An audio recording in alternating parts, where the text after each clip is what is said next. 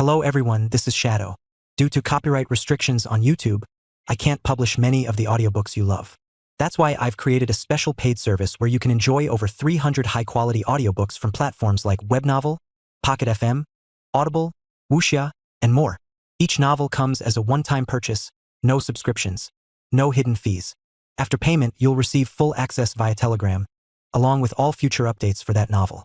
You'll find a wide selection of your favorite genres and titles, always in premium audio quality.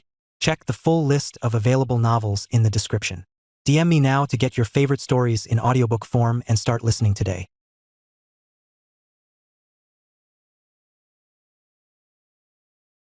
Chapter 1020. A New Language. The city lights of Avalon glittered in Seraphina's eyes as she stood before me in the twilight of the park. Her hand was cool in mine, her expression a mask of fierce, crystalline resolve. "Yes," she said, her voice clear and sure. "I will come with you." "Good," I said. "We leave now." She blinked, the only sign of her surprise. "Now? But the arrangements, the transport." "We aren't taking a transport," I said, my voice quiet. I gently released her hand and put my arm around her waist. A firm, grounding pressure. She stiffened for a fraction of a second, then relaxed into my hold, her trust absolute. I looked from her face to the darkening sky. The distance to Mount Hua was thousands of miles. To the gray, it was just the next page. I drew on its power, not as a seam, but as a fold. I took the map of the world that lived in my mind, put one finger on the park in Avalon and another on the highest peak of Mount Hua, and simply creased the page. The world dissolved. The scent of autumn leaves and cool city air was replaced by a rush of silent, silver-gray energy. For a single, disorienting heartbeat, we were nowhere and everywhere at once, a place of pure possibility between one step and the next. Then the world snapped back into place with the solid finality of a closing book. The cold, clean air of the mountain summit hit us.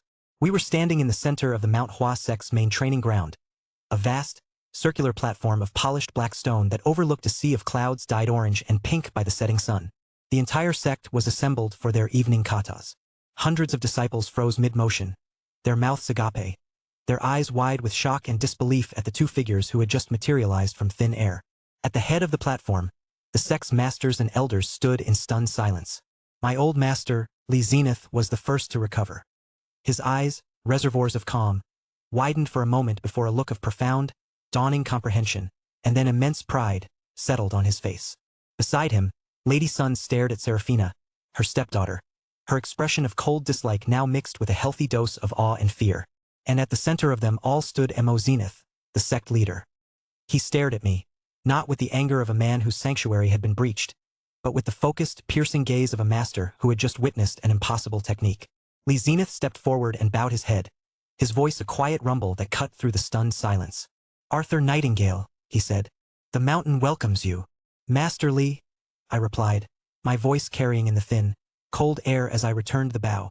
Mo Zenith found his voice, which boomed with authority across the platform.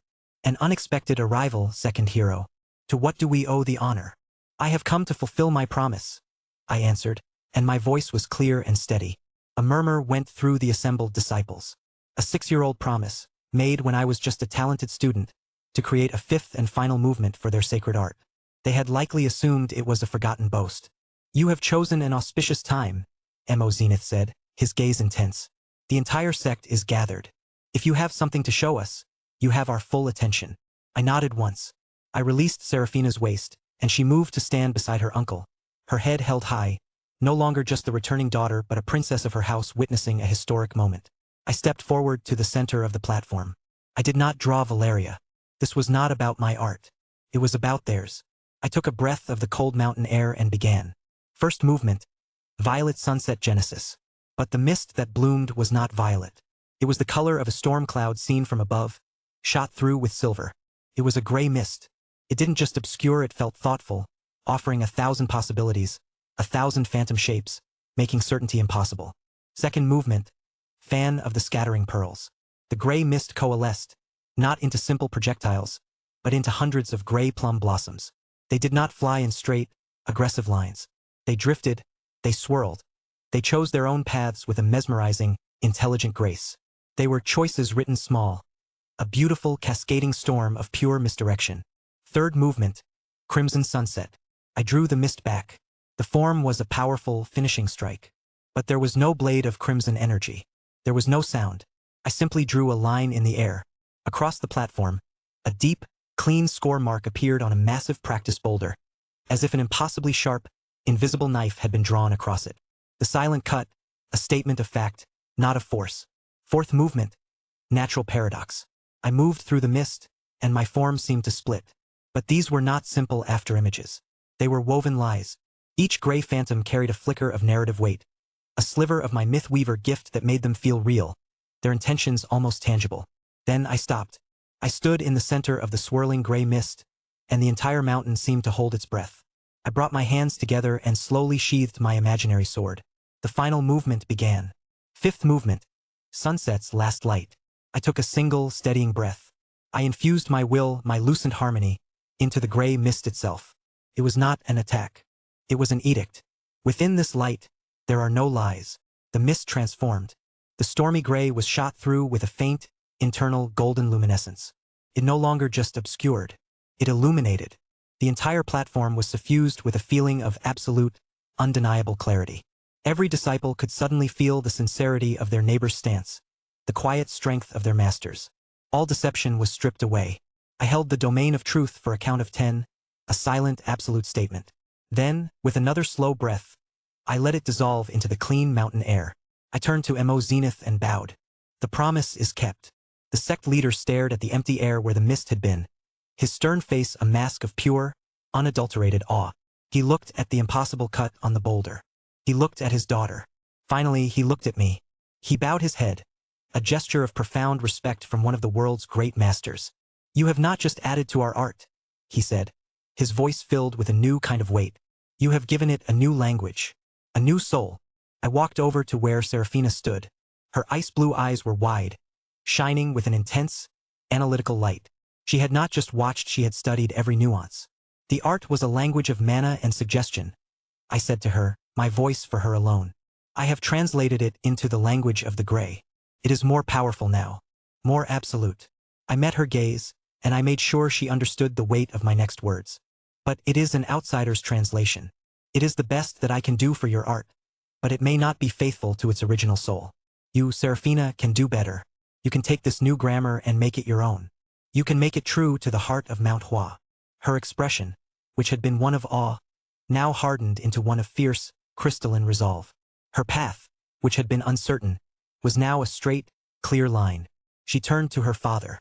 "Father," she said, her voice ringing with a new authority, "I request permission to enter isolation training.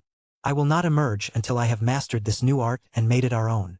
Mo Zenith looked at his daughter, and for the first time, I saw him not as a sect leader, but as a father, filled with a deep, overwhelming pride. "Permission granted," he said without hesitation. He then turned back to me. "Arthur Nightingale," he said, his voice booming across the now murmuring platform. "You have honored this house and this old man's faith in a way that words cannot repay. The Mount Hua sect is in your debt." The sun dipped below the horizon, painting the sea of clouds in fiery colors. The day was done. The promise was kept.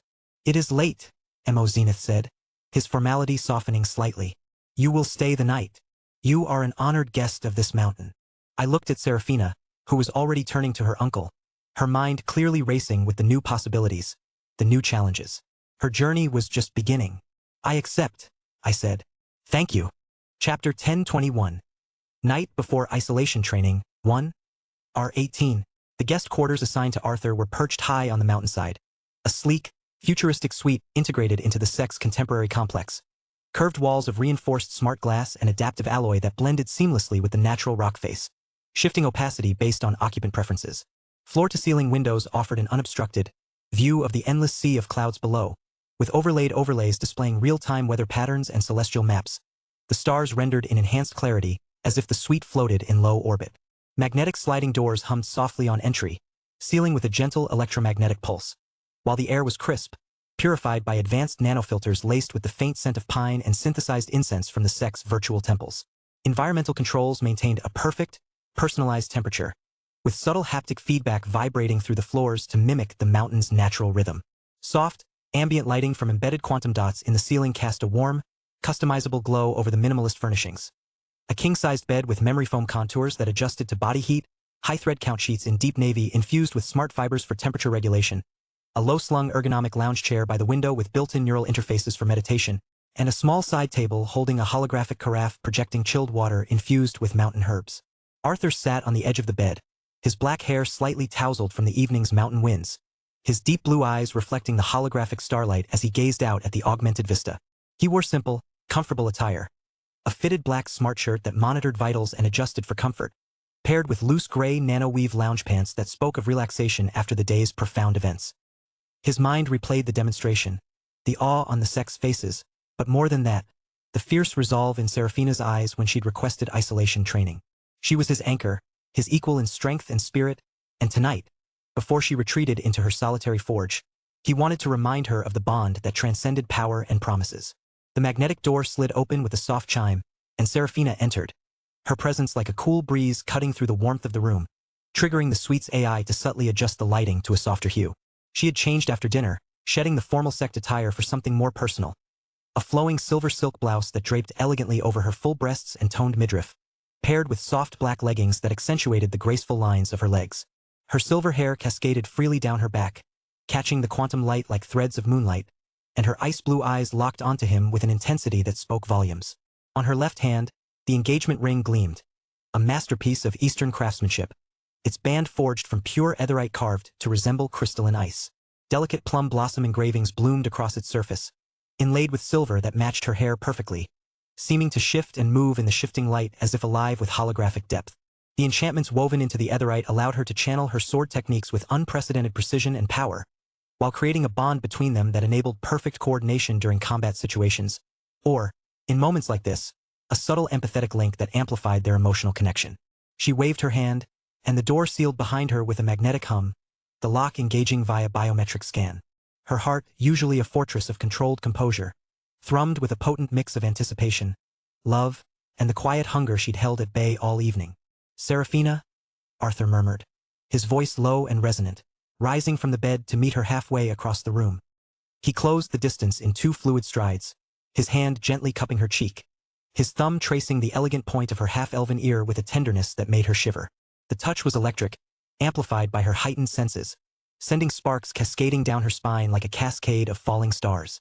She leaned into him, her body molding against his as if drawn by an invisible force, her full breasts pressing softly against the firm plane of his chest. "Arthur?" she whispered back, her voice steady yet laced with vulnerability, a quiet admission of need. "I need this, before I go under. Before the isolation claims me." Her ice-blue eyes searched his deep blue ones, finding the unwavering love and admiration that had sustained her through countless trials. She raised her hand, the engagement ring catching the holographic light and projecting a faint, ethereal glow, and placed it over his heart, feeling its steady rhythm through the thin fabric of his shirt. The ring's etherite band hummed faintly against his skin, a subtle vibration that echoed their bond, enhancing the connection between them as if their heartbeats synced via the enchantment.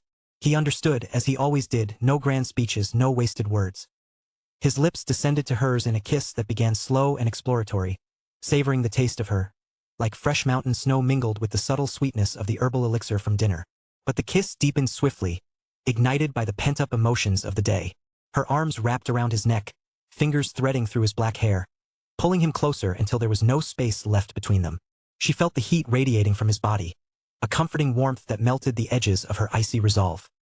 His hands slid down her back, tracing the curve of her spine with reverent fingers, before settling at her waist, drawing her flush against him.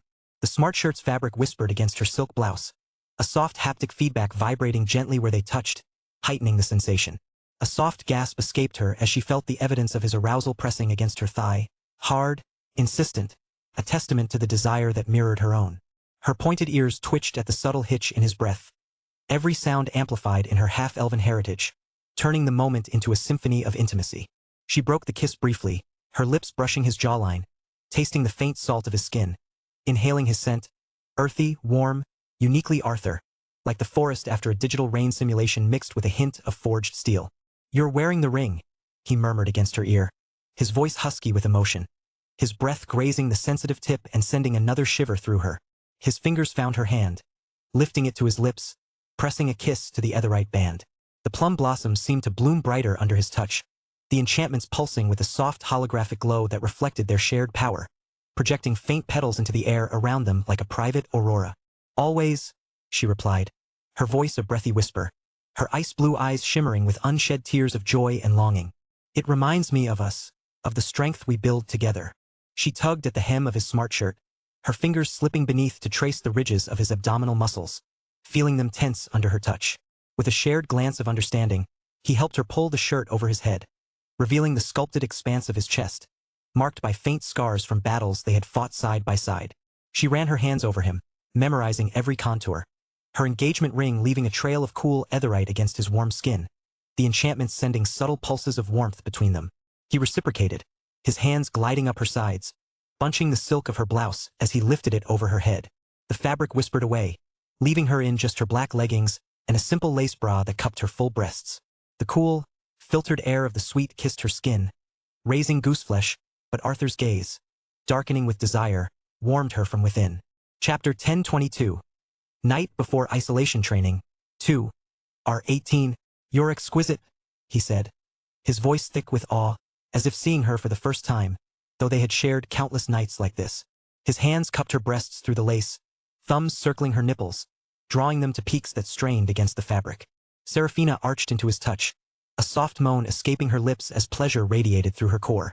Her sensitive ears caught the subtle rustle of fabric, the quickening of his pulse, amplifying every sensation. She reached behind to unclasp her bra, letting it fall away, exposing herself fully to him. Her breasts, full and pert, heaved with her shallow breaths, nipples hardening further in the air. Arthur's eyes drank her in, his expression a blend of hunger and tenderness, before he lowered his head, capturing one nipple in his mouth. The sensation was exquisite, a warm, wet heat that sent bolts of pleasure straight to her center. He sucked gently at first, his tongue flicking in lazy circles, then with more insistence, grazing with his teeth just enough to elicit a gasp. His free hand kneaded her other breast, rolling the nipple between his fingers, the dual assault making her knees weaken. She clutched at his shoulders, her nails digging into his skin, the engagement ring pressing a cool imprint against him. "Arthur?" "Yes," she breathed, her voice trembling with need, her body responding with a flood of heat between her thighs. He guided her backward toward the bed, their steps a tangled dance of kisses and touches. The back of her knees hit the anti-gravity mattress, and she sank down onto the plush sheets, pulling him with her. The bed adjusted seamlessly, contours shifting to cradle their bodies, the smart fibers warming to their touch. Arthur hovered over her, his body a protective shield, his deep blue eyes locking onto hers as he kissed a trail down her neck, across her collarbone, lingering at the valley between her breasts. Each kiss was a declaration, of love, of passion, of the unbreakable bond they shared. The room's AI dimmed the lights further, casting a romantic holographic twilight over them, stars twinkling faintly on the ceiling.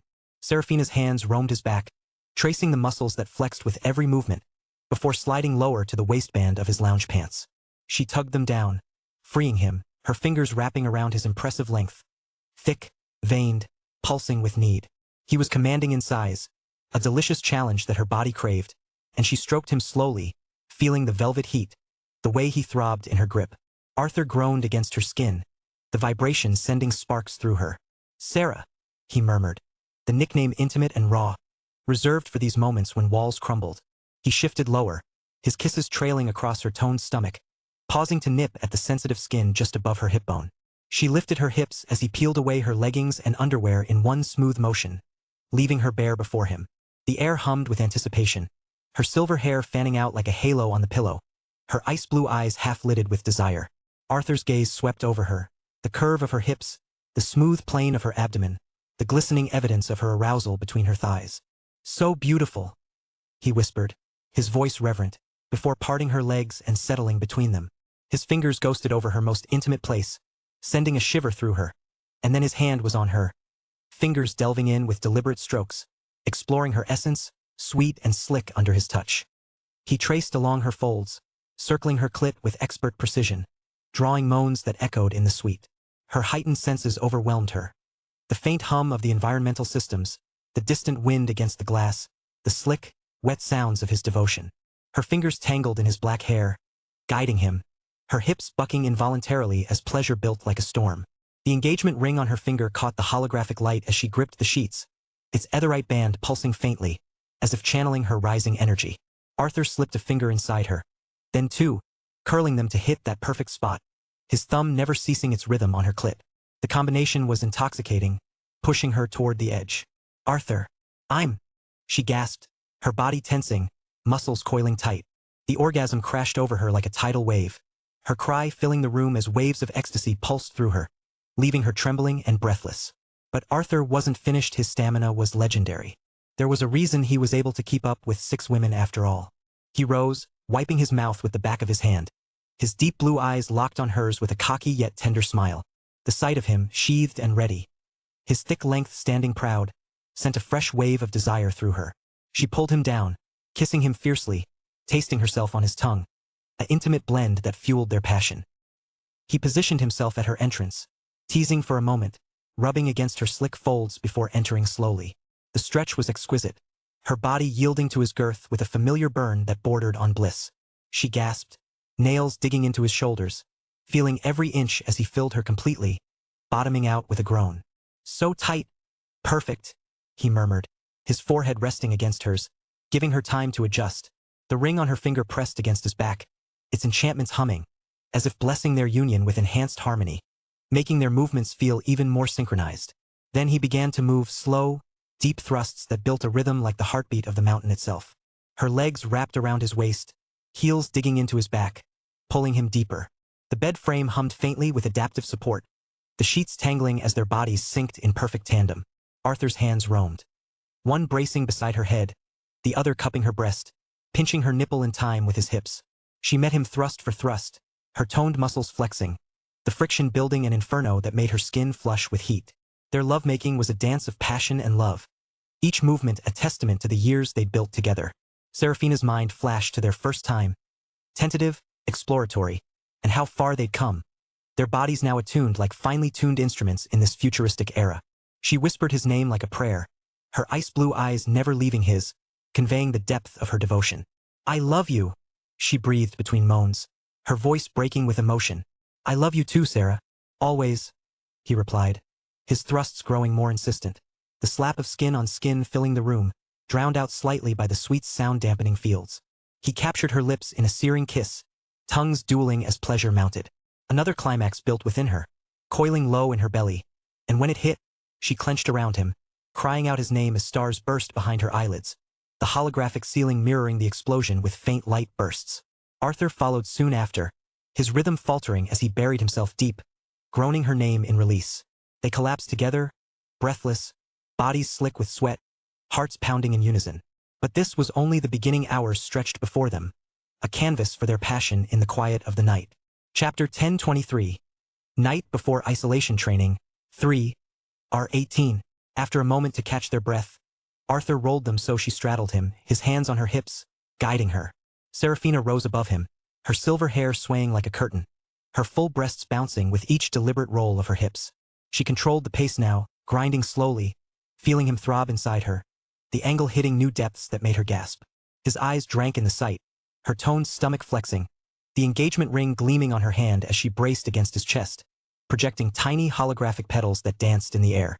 "You're incredible," he said, his voice rough with desire, thumbs circling her nipples. She leaned down, kissing him deeply, their bodies moving in harmony. The enchantments in the ring seemed to amplify their connection, making every touch more intense, every sensation shared as if through a neural link. She quickened her pace, riding him with abandon, her moans growing louder as another orgasm approached. Arthur's hands gripped her thighs, helping her, his own pleasure building.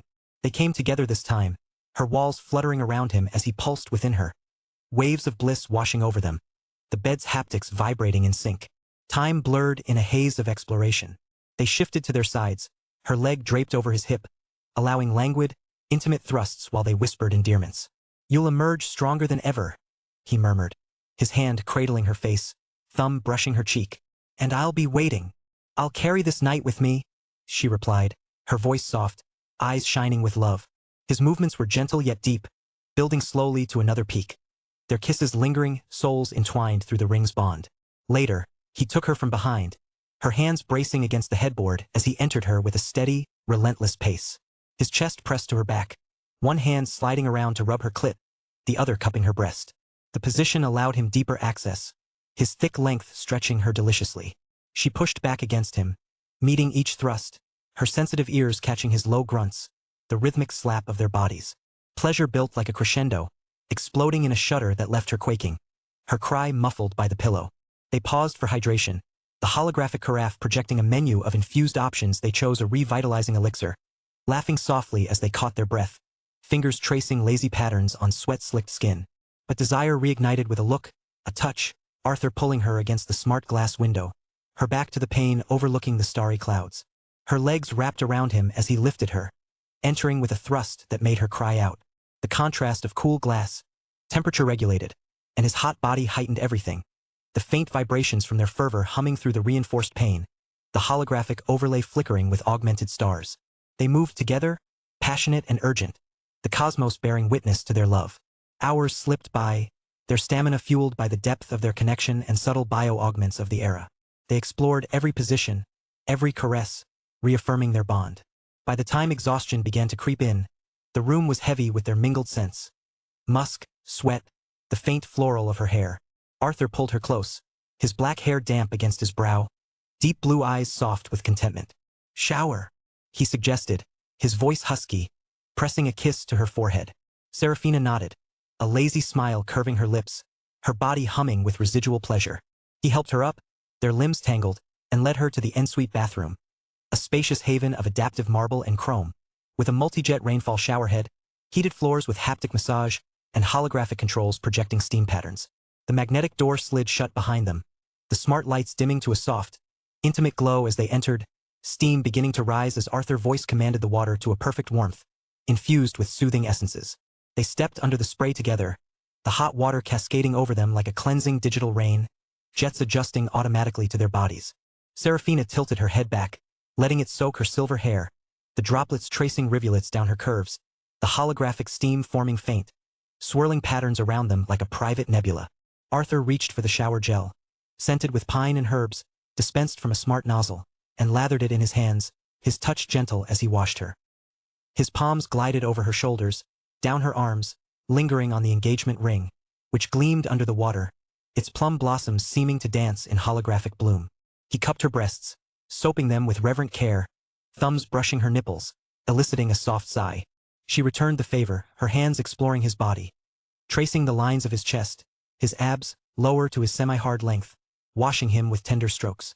Their touches turned playful, then passionate again, kisses shared under the stream, bodies pressing close.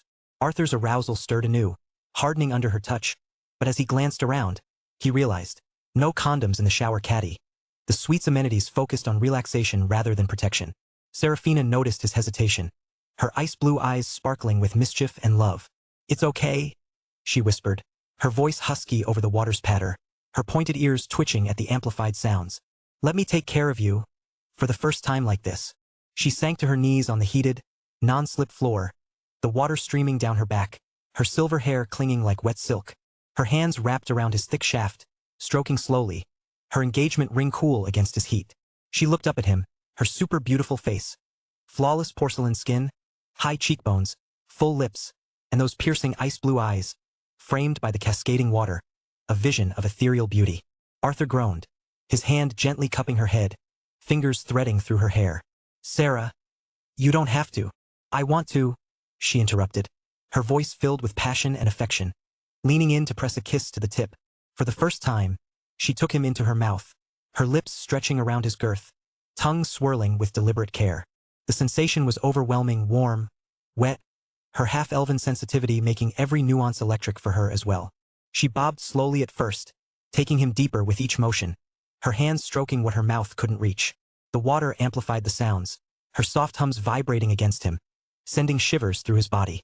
He watched her, awestruck by her beauty and devotion, his deep blue eyes locked on her face. "God, Sarah, you're amazing." She quickened her pace, hollowing her cheeks, her free hand cupping his balls gently, massaging with expert touch. Pleasure built in him like a storm, his hips bucking slightly, but he let her control, her love pouring into every action. As he neared the edge, she pulled back just enough to whisper, her voice breathy and commanding, "Come on my face, Arthur. Mark me as yours." Her words, laced with vulnerability and desire, pushed him over. He groaned deeply, pulling out as she stroked him to release, hot ropes painting her flawless features. Across her cheeks, lips, and forehead, mixing with the water streaming down. She smiled up at him, radiant even in the mess, her ice-blue eyes shining with satisfaction and love. Arthur helped her up, kissing her tenderly, tasting himself faintly as he washed her face clean under the spray. "I love you so much," he murmured, holding her close. "And I you," she replied, their bodies entwined, the shower's holographic steam enveloping them like a cocoon. As the water cooled, they dried each other with fluffy, auto-heated towels, laughter mingling with whispers of love. Back in bed, wrapped in each other's arms, Serafina nestled against him, her head on his chest, the ring a cool weight between them. "Come back to me stronger," he murmured. "I will," she promised, her voice a whisper of resolve and affection. This night, a tapestry of passion, love, and unbreakable bond, would sustain her through the isolation, a memory of fire to temper her ice. Chapter 1024, Two Northern Roads. The celebratory feast in the Great Hall of Mount Hua was a loud, joyous affair. I was toasted as an honored guest, a friend who had fulfilled an ancient promise. But my mind was elsewhere. It was on the quiet, resolute woman who sat beside the elders, her face a mask of calm composure, and on the cold, lonely path she had just chosen for herself. Later that evening, long after the last of the disciples had retired and a deep silence had fallen over the mountain, I found her. She was not in her own quarters, but in the simple, Spartan guest room that had been assigned to me. She stood by the open window, a silhouette against the star-dusted sky, a simple silk robe wrapped around her. The cold mountain air drifted in, carrying the scent of pine and frozen stone. I came to stand behind her, my hands resting on her shoulders. She leaned back against me, the warmth of her a stark contrast to the chill of the night. "The elders are already debating what to call it," she said, her voice a soft murmur. "My uncle is suggesting the art of quiet truths. He always had a flair for the dramatic," I said, my chin resting lightly on the top of her head. "He's not wrong," she replied. "What you showed us, it wasn't just a new movement. It was a new philosophy. You took an art of misdirection and taught it how to be honest." We stood in a comfortable silence, the kind that exists only between people who have no need to fill the space with noise. The reality of her public declaration had now settled between us, a quiet but immense weight. Isolation in the Frostheart Cavern was a sacred and grueling tradition, a journey into the self that could last for months, or even years. "Will you be safe?" I asked, the question feeling inadequate. "I will not be comfortable," she answered, her gaze fixed on the sea of clouds below. "But I will be where I need to be. You have reached a new height, Arthur. I will not stand beside you as a liability, or as someone who needs protecting. I will stand beside you as an equal." Her voice was filled with a fierce, crystalline resolve. "You have shown me the mountain. I will now make the climb." There was no arguing with that. It was the same relentless drive that I saw in myself. It was one of the things I loved about her. "Before you go," I said, reaching for the scroll I had prepared. "A gift, or rather, a set of notes." She took it from me, her fingers brushing mine. She unrolled it in the moonlight. My neat, precise handwriting was visible, detailing not the Mount Hua art, but the philosophies Julius had taught me in the tower. "Stillness that hurts. Deny their right to start. Pay now exact change." "I cannot teach you how to master the gray," I said quietly. "It is a part of me, not a technique to be learned. But the principles of control, of quietness, of letting the form guide the power, those are universal. This is the grammar I learned. Perhaps it will help you find your own." Her fingers traced the words on the page. For a long moment, she said nothing. Then, she carefully rolled the scroll and tucked it into her sleeve. "Thank you," she said, her voice softer now. "This is a greater gift than the art itself." She turned in my arms to face me, the cool silk of her robe a whisper against my skin. "Do not get into too much trouble while I am gone," she said, a plea disguised as a command. "I will try to be boring," I promised. A small, sad smile touched her lips. "I doubt you will succeed, but I appreciate the sentiment." She stepped closer, rising on her toes to meet me in a deep, lingering kiss. It wasn't a kiss of passion, but of promise. A promise of return, a promise of strength, a promise that the months or years of cold and silence ahead would be worth it. It was a final, quiet moment of warmth before the long winter of her training began. The next morning, the tone was formal and solemn. I stood with the sect elders as Serafina, now dressed in the simple, unadorned white robes of a disciple entering isolation, walked toward the Frostheart Cavern. It was a dark fissure in the side of the mountain, from which a tangible, soul-deep cold emanated. Her father, Mo Zenith, placed a hand on her shoulder. "The path is your own, daughter. Walk it well." Her uncle, My old masterly Zenith simply nodded, his face a mask of profound pride. She bowed to them, then turned to me. There were no more words to say. We had said them all in the quiet of the night. She gave me one last, long look, a look that was both a farewell and a vow, then turned and walked into the freezing darkness without a single glance back. I stood and watched until the light from the entrance no longer touched her. My own goodbyes were shorter. I met with Mo Zenith in his study. She has found her purpose, he said, his voice heavy with a father's pride and fear. For that, the Mount Hua sect will always be in your debt. She has the strongest will of anyone I have ever known, I said. The mountain will not break her. No, he agreed. It will forge her. Master Li walked with me to the edge of the training platform. You have given her a great and terrible gift, Arthur Nightingale, he said. A reason to surpass her own limits. Be ready for the woman who emerges from that cavern. I'm counting on it, I said. He clapped a heavy, calloused hand on my shoulder. Go well. The mountain will remember you. I gave him a final bow, a student to his master, then turned and walked to the center of the platform alone. The promise was kept. Serafina was on her own journey, and now it was time for mine to continue. I needed to do my own work while she did hers. We were on separate paths, but we were climbing parallel mountains. My thoughts turned north, to the Creighton estate, to Alastair, and more importantly, to his wife Isolde, the seer. I reached for the gray, for the familiar feeling of creasing the page of the world.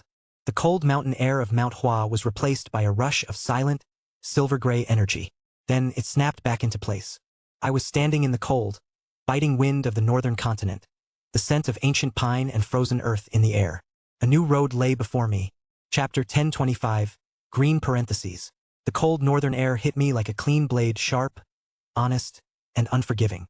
Below, the Creighton estate rose out of Luminarch's urban sprawl, not like a building, but like a statement. Lines of gleaming glass and hardened steel were woven through with spellwork. You could almost see the thrum of protective wards under the stone, humming a silent song of power. The gardens, carved into the architecture with geometric precision, were impossibly green against the metal. Rachel met me in the garden pavilion. She was in a simple white coat, her dark hair unbound, wearing the specific calm she reserved for moments when the world was on fire. She didn't wait. The instant our eyes met, her composure broke into a radiant smile, and she closed the distance between us in a few quick steps. Her hug was a full-body collision of warmth and relief, pulling me in so tight I could feel the frantic beat of her heart. She buried her face in my coat for a long moment before speaking. You're finally here, she said, her voice muffled but bright. When she pulled back, her hands stayed on my arms, gripping me as if to make sure I was real. Her eyes, wide and searching, scanned my face. You look different. Stronger, I offered. Quieter, she corrected, a soft smile playing on her lips. The power of a high radiant. It suits you. It settled in you, not just sitting on top. It had to, I said, my mind flashing back to the mountain. I just came from Hua. Her expression softened with immediate understanding. Serafina? She walked into the Frostheart cavern without looking back. Rachel nodded, pride and worry warring in her eyes. She will emerge a winter storm, she said, her voice certain. Her hand slid down my arm to capture mine, her fingers lacing through mine in a familiar, possessive way. Come on. Alastair is waiting. She led me up a winding stone path that cut through the gardens. A stream, engineered to perfection, tossed silver light onto our boots. The air smelled of pine and cold water, with an undercurrent of the estate's advanced filtration system doing its best impression of a natural breeze. Alastair was on the terrace overlooking the labs. Tall and spare, he had a stillness that made you feel he could command the space around him just by standing in it. His gaze swept over me, not judging, but assessing, taking in every change since he'd last seen me. Then his stern features broke into a warm, genuine smile. Instead of a handshake, he clasped my shoulder, his grip firm and grounding. Arthur, he said, his voice full of warmth. It's good to have you home. He was the closest thing I had to a father, a man who had taught me more about patience and control than any sparring match ever could. Kathleen emerged behind him, 2 steaming mugs in hand. Rachel's older sister had the same fine-boned face but carried an air of wry exhaustion that came from running the family's medical empire. She handed me a coffee that smelled like heaven and bumped her shoulder against mine companionably. You're taller, she stated flatly. And you're a liar, I replied, taking a sip. Fine. It's the aura, then, she conceded with a half-smile. It's heavier. Try not to bend my balcony with it.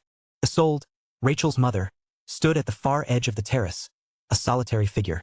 The city lights caught on the dozen silver charms that adorned her wrist.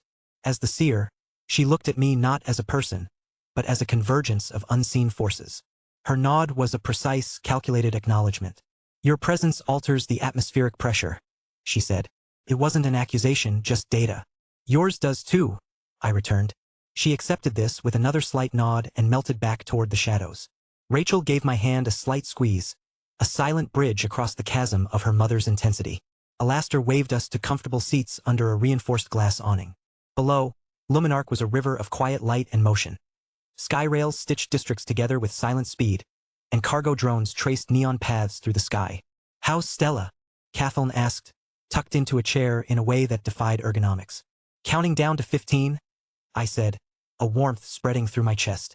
She's building machines with far too many blinking lights. All fury, no mana.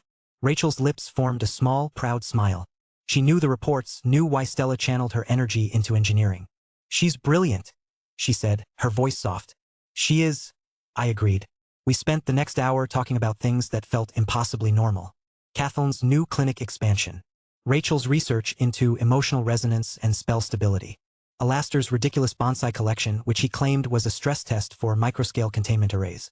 You'll stay for dinner, Alastair said, his tone leaving no room for argument.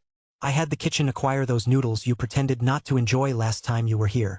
The blasphemy noodles, Kathleen supplied, her expression deadpan. They're a class 4 culinary hazard.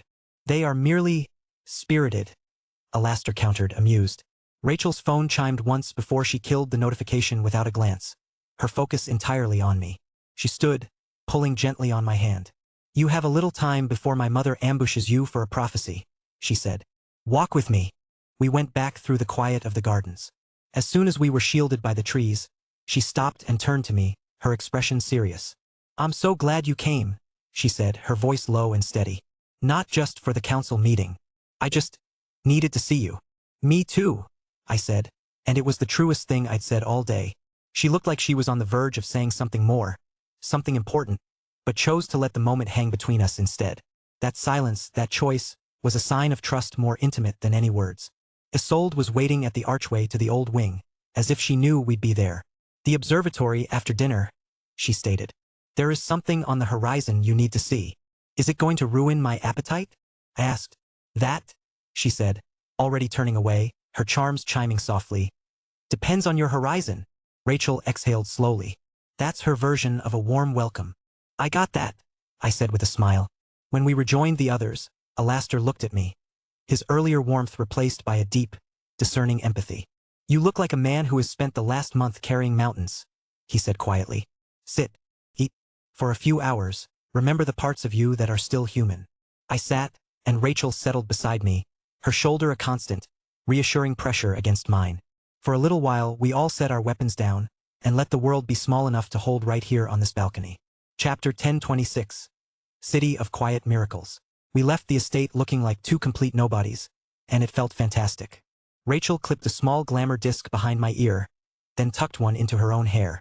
My reflection in a shop window blurred into a stranger, my eyes shifting to a dull brown. But when I looked at Rachel, she was just Rachel. The magic was a veil for the world, not for us. At our level of power, illusions like this were whispers, not commands. Official Saintess duties. Cancelled? She said, pulling a cap low over her eyes with a grin that was perfectly, undeniably hers. You look good as a nobody, I teased. It suits you. So does on a day off you, she shot back, her hand finding mine and lacing our fingers together. Come on. You've never Luminarch before. You get to see it with me. We walked out of the south gate and into the real city. Gleaming sky rails crisscrossed overhead, and street drones hummed in their designated lanes. The air was cold and clean, smelling of ozone from the city's power grid. I've been here a dozen times, I admitted. But I've never actually seen any of it. That's because you were always on your way to a meeting, she said, pulling me toward the old market quarter. Today, there's no agenda. The polished steel of the main city gave way to warm brick and the scent of street food. We stopped at a cart that smelled of garlic and rich, savory broth. The owner gave us a conspiratorial wink as he slid 2 steaming bowls across the counter. If this is a crime, I'm pleading guilty, I said after the first bite. The soup was so good it felt like a hug. Don't worry, Rachel laughed, already halfway through her bowl. I'll get you a good lawyer. We ate leaning against a low wall that gently deflected the wind. Nearby, a street performer was pulling shimmering birds of light from a glass orb. A little girl gasped with delight as one of the birds dipped down to tap her finger before dissolving into pink sparks. Rachel watched, her face tipped toward the sun, and I saw a new kind of calm settle deep inside her.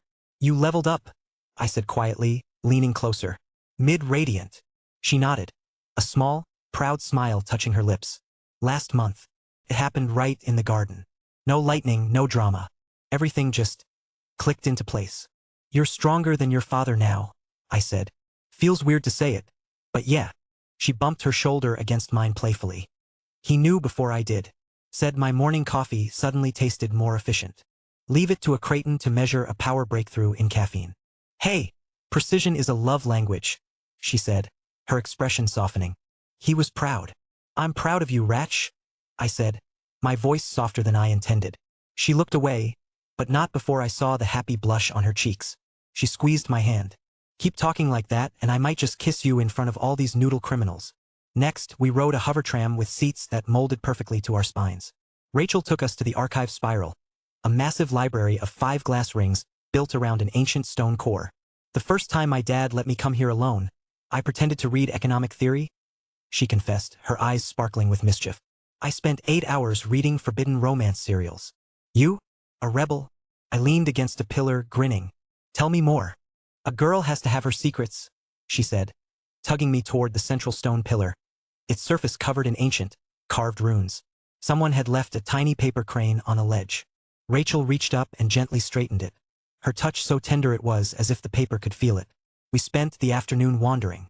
By the river, she bought roasted chestnuts from a grumpy old vendor, completely winning him over by complimenting the elegant wardwork on his cart. "Is there anyone you can't charm?" I asked, laughing as she popped a warm chestnut into my mouth. "Kindness is free, Arthur," she said, then leaned in closer. "And I really respect competent enchanting." In a maker's alley buzzing with the energy of young inventors, she stopped to help a girl whose tiny engine was sputtering. With a few quiet words and a gesture, Rachel showed her how to add a heatsink and retune the power flow. The girl stared, starstruck, before scrambling off to find her tools. "You can't turn it off, can you?" I teased, wrapping an arm around her waist. "Always the saint." "Look who's talking," she retorted, poking me in the ribs. "You basically adopted an entire continent." We found a service stair that led to a hidden rooftop garden. Planter boxes of winter roses bloomed under a gentle warming light, and the whole of Luminark spread out before us. As Rachel leaned against the railing, the wind catching in her hair, I moved behind her, wrapping my arms around her. She melted back against me instantly, fitting perfectly. "It's crazy," she said softly. "We have all this, and we never take the time to just look at it. Let's fix that," I murmured into her hair. A slow, simple piano melody drifted up from a busker on the street below. I gently turned her to face me, placing one hand on her waist and taking hers with my other. We barely moved, just swayed together to the music, letting the city's hum surround us. "This is nice," she whispered, resting her forehead against mine. "More than nice," I agreed. The world, with all its wars and worries, fell away completely. There was only the cold air, the soft music, and her. Just us. We spent the rest of the day exploring her memories. The ramen shop she loved as a kid, the bench where she and Kathleen plotted a harmless school rebellion, the arcade where she learned humility after being crushed by a 13-year-old gaming prodigy. We even shared a cone of shaved ice that defied the cold, thanks to a clever charm that kept it from melting. As evening began to settle, we found a small park tucked between 2 footbridges, lit by a string of glowing lanterns. We sat on a bench, watching the city's quiet moments unfold. Rachel rested her head on my shoulder. "Thank you for today," she said. "Thank you for kidnapping me," I replied. She tilted her head up to look at me, her face soft in the lantern light. To anyone else, she was a forgettable face, her features softened by the glamour. To me, she was as clear and sharp as the winter air. The magic couldn't hide the exact shade of her eyes or the curve of her smile. It was a veil too thin to hide what was real between us. "You don't have to carry everything alone," she said, her voice serious. "Not when I'm here." "I know," I said, and leaned down to kiss her forehead. "Being with you makes it all feel lighter." We walked back as Luminark lit up for the night, the sky rails glowing like blue veins and the great Creighton Tower pulsing with a slow, steady light. On a bridge overlooking the city, we stopped for one last look. "Ever think about just running away?" I asked. "All the time," she admitted with a smile. But we can't. We can have this, though. We can steal days like this in between all the rest. We slipped back through the estate's south gate just as the first snowflakes of the year began to fall. The glamour discs went silent. It felt like taking off a coat in an already warm room. A formality, since we hadn't felt the chill of the illusion between us all day. Back in the familiar quiet of the garden pavilion. She stood on her toes and gave me a kiss that was soft and deep and full of the day's easy happiness. It wasn't a firework, it was the warmth of a hearth. She tucked herself under my arm as we walked toward the main house. Saintus mode. Rebooting, she murmured wryly. Second hero reporting for duty, I replied. I have so many meetings tomorrow, she sighed. I stopped, turning to face her. But tonight, I said, brushing a snowflake from her cheek. You have me. Her eyes lit up, reflecting the golden garden lights. I do, she said, and her smile was the brightest thing in the entire city. Chapter 1027. What Akasha Cannot See. Dinner was a pocket of warmth in a cold world. A temporary truce with the weight of my own reality. We ate Alastair's infamous noodles, which lived up to their hazardous reputation. And for a precious few hours, the world shrank to the size of that terrace. We were just people. Laughing as Kathleen expertly stole food from my bowl and Rachel dismantled her father's logic in a debate over magical ethics. It was dangerously easy to pretend this was all there was. But the night had other obligations. As Rachel went to walk with her sister, Alastair caught my eye with a knowing look. I gave him a slight nod. It was time. I had come to the northern continent to consolidate allies and assess the readiness of its forces, but there was a personal pilgrimage I needed to make. One last visit to the Oracle. One last attempt to glean a fragment of certainty from a woman who read the future like a book. I left the comforting glow of the family wing behind. The transition was stark. The air grew colder, the modern architecture giving way to ancient, magic-saturated stone that seemed to drink the sound from the air. The humming of the estate's power core faded, replaced by a silence so profound it felt like a presence. I ascended the lone spiral staircase into the observatory, a dome of what looked like polished living night. Isolde was waiting. She stood in the center of the room, a solitary figure adrift in a sea of cosmic data. The ceiling wasn't glass, it was a perfect, real-time mirror of the heavens, stars and nebulae drifting slowly across its obsidian expanse. Shimmering charts of impossible constellations floated in the air like ghostly blueprints, their ethereal light catching the silver charms on her wrist. Ancient-looking instruments of brass and crystal stood like silent sentinels at the room's edge. The air itself thrummed, not with the estate's technological power, but with a primal, temporal energy that made the hairs on my arm stand up. She was not in a room, she was at the heart of a cosmic engine. Arthur, she said, her voice as calm and distant as the starlight around her. I knew you would seek me out before you left. I had to, I replied, stepping into the circle of celestial light. Felt like crossing a threshold into another realm. You told me there was something on the horizon. I'm here for the details. Whatever you've seen, I need to know. She didn't answer immediately. Instead, she gestured to a massive, floating chart near her that depicted a snarl of interwoven golden threads. The fates of thousands, millions, all moving toward a single, dark point of convergence. This is the coming war, she said.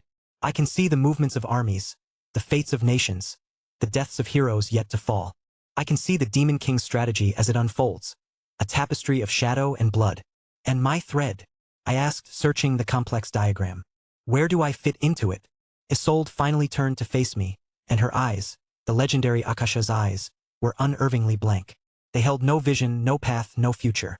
They held only a reflection of me. You don't, she said, her voice flat. Your thread is gone. When I look for you in the tapestry of what is to come, there is nothing. A void. An empty space where a billion futures used to be. The words hit me with a physical force. Disbelief warred with a cold, creeping dread. That's not possible. Your gift has never failed. It cannot fail.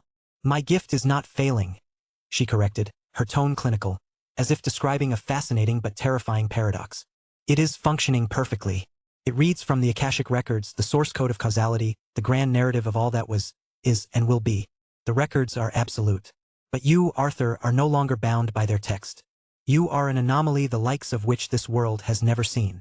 She moved closer, her gaze intense, analytical. The power you wield, the one you call gray, it is not a part of the system. It is something other. Something that exists outside of the narrative. When I use Akasha's eyes to look at your path, I see a rip in the page of the universe. I see a storm of pure static where your story should be. It is a power that doesn't just operate within fate, it fundamentally surpasses it. It is the power to write, not to be written. The scale of what she was saying was staggering. I wasn't just a wild card, I was a different game entirely. All my life, I had fought against a destiny that seemed predetermined. Now, I was adrift in a sea of infinite possibility, with no map, no stars, no shore. It was a terrifying form of freedom. "So you can't help me?" I stated, the words tasting like ash. My most reliable source of strategic intelligence was gone. "I cannot give you a prophecy," she said, her voice softening for the first time. "But I can give you an observation. For your entire life, your fate has been a raging river, every current charted. Now you are the river itself. Everything you have accomplished these past months, every impossible victory, you achieved them while operating completely blind to fate. You are already doing what was thought to be impossible." She met my gaze, and the detached seer was gone, replaced by a woman making the ultimate gamble. "I have relied on certainty my entire existence, Arthur. Now, I am choosing to put my faith in the one absolute uncertainty this world has ever known. I am choosing to believe in you. Trust your instincts. They have proven more reliable than destiny itself. A man whose future cannot be read by Akasha is the only man who can truly rewrite it." Her faith was a heavier burden than any prophecy. We stood in the profound silence of the observatory, the weight of her words settling over me. She had given me her professional counsel. It was time to return the favor. "Thank you, Isolde," I said, my voice quiet but firm. "Now I have some advice for you." She raised a single questioning eyebrow. "Go be a mother to your daughter," I stated plainly. The effect was jarring. The ancient, all-seeing oracle shattered, and a broken woman stood in her place. The stoic mask crumbled, revealing a well of pain so deep it seemed to have no bottom. "I have forfeited that right," she whispered, her voice cracking. "I do not deserve her." "I agree," I said, my voice unrelenting. "But she deserves a mother who tries." "You don't understand what I did to her," she choked out, wrapping her arms around herself. "The visions. When they first came, I saw the end. Not just war, but utter annihilation. I saw Earth cracked open, swallowed by legions of demons. I saw everyone I knew, everyone I loved, burning. I saw Rachel. I saw her die 1,000 different ways, each more horrific than the last. Tears streamed down her face now, unchecked. The trauma, it broke me. I was living in a nightmare, and I couldn't wake up. Every time I looked at my own child, I saw her corpse. I thought if I was cruel, if I pushed her away, if I forged her in ice and fear, she would be hard enough to survive the hell I saw coming. I became a monster to fight the monsters in my head." She shook her head, a gesture of profound self-loathing. "I destroyed her childhood because I was too weak to bear my own visions." "You did?" I affirmed, my tone softening slightly. "You can never undo that. You can't erase the scars you left on her heart. They are a part of her now, a part of your shared history. That truth is as fixed as any prophecy." She flinched, expecting more condemnation. "But the past is the only thing that's truly written, Isolde," I continued, walking toward her. "You taught me that. You can't change what you did, but you can stop letting it define what you will do. You can choose to stop being the monster. You can choose to try and build something new on the ruins of what you broke." I stopped a few feet from her. "You can't demand her love or her forgiveness, but you can start acting like someone who might, one day, be worthy of it." I held her gaze for a final moment, letting the words settle in the space between us. Then, I turned my back on the seer and her cosmic engine and walked out of the observatory. Behind me, Isolde Creighton remained motionless, a lone figure left with nothing but the silent, wheeling stars and the impossible weight of a choice that no prophecy could make for her. Chapter 1028. Maturity. Chapter 1028. Maturity. Walking away from the observatory felt like breaking the surface of a deep, cold lake and into the sun. The profound, engineered silence of the old wing dissolved with every step, replaced by the faint, familiar hum of the estate's modern power core. The sterile, chilled air warmed. The sound-dampening stone underfoot gave way to plush carpets, and the cosmic starlight was replaced by the soft, golden glow of residential sconces. The quiet back there wasn't an absence of noise, it was a powerful spell designed to insulate the seer from the rest of the world. Isolde had taken a great weight from me, and replaced it with another. The crushing burden of a predetermined fate was gone, but in its place was the terrifying, absolute freedom of a man who had to write his own. And yet I felt lighter, clearer. The path ahead was no less dangerous, but for the first time, it felt entirely my own. I found Rachel in the sitting area just outside my assigned rooms, curled up on a sofa, pretending to read a book. She shot to her feet the moment she saw me, her anxiety a tangible aura in the quiet hallway. "Arthur, you're done. How was it?" Her hands found the front of my jacket, gripping it tightly. "Was she okay?" She can be intense. "I don't know why you still humor her." I gently took her hands in mine. Her anxiety was different from what I expected. It wasn't fear of a prophecy. Luna, the Qilin, had already told her I was a blank page to fate. It was the specific, personal worry of someone who loves a person who defies all rules and knows her mother is obsessed with them. "Hey," I said softly, kissing her forehead. "It went well, Ratch. It was a good talk." "A good talk?" She looked skeptical. "I know you feel like you owe her for what happened after that accident, with the inscription. But you don't have to let her put you under a microscope every time you visit." Her words painted the picture of her reality. She didn't know the truth. She didn't know that her mother's coldness was born from traumatic visions, that the abuse she endured was the twisted result of a seer's terror. The truth I now carried felt heavy in my chest, but it was not my truth to give. It had to come from Isolde, if it ever came at all. "It wasn't like that," I assured her. "It was clarifying. Now I'm done with cryptic conversations for the night." I tugged her hand, leading her into the private sitting room of my suite. With a lazy gesture, I lit the embers in the hearth, coaxing them into a warm, crackling fire. The city of Luminark glittered through the vast window. Rachel sighed, the last of her tension melting away as she leaned against me, watching the flames. "It's good to have you here," she murmured into my shoulder. "Where I can see you." I chuckled, a real easy laugh. "That's a definite improvement on your old methods." She pulled back slightly, a confused frown on her face. "What old methods?" "Oh, come on," I teased, a wide grin spreading across my face. "Are you forgetting your teenage years already?" "The cuffs," I started, thoroughly enjoying myself. "The ones you invented, that just so happened to be a perfect fit for me? You were reckless. You needed supervision," she sputtered. I leaned in, my voice dropping to a conspiratorial whisper. "And the cage, Rachel? The one you were designing in your schematics with the soundproofed walls and the meal slot. An architectural study?" She groaned and covered her burning face with her hands. Her shoulders slumped in utter defeat. "Oh my gods, I can't believe that happened," she mumbled into her palm. "You were a genuine menace?" I said as I squeezed her nose, making her face scrunch up. "You're calling me a menace?" Her head snapped up, the embarrassment on her face replaced by a look of pure, unadulterated challenge. "You who collects fiancés like they're trading cards. You want to talk about being a menace?" It was my turn to blink. "I have no idea what you're talking about." "Oh, really?" She took a step forward, poking a finger into my chest. "Let's review. In Mythos Academy, you ended up seducing 3 different princesses. 3, Arthur. And, as if that wasn't enough, you also made the daughter of a marquis fall for you at the same time." She was warming up now, her gestures becoming more animated. "And my personal favorite. You rescued a woman from a cult while also making sure to do your best to charm her, so that her only wish would be to serve you. And don't even get me started on Luna. How do you even get engaged to a literal, honest-to-God's Qilin? What did you do? Compliment her divine scales?" She threw her hands up in exasperation. "And that's just the official list. That doesn't even count the ones we had to fend off. Do you have any idea how much strategic coordination it took between me, Cecilia, Serafina, and Rose just to keep others from trying to stake their own claims? It was a full-time job.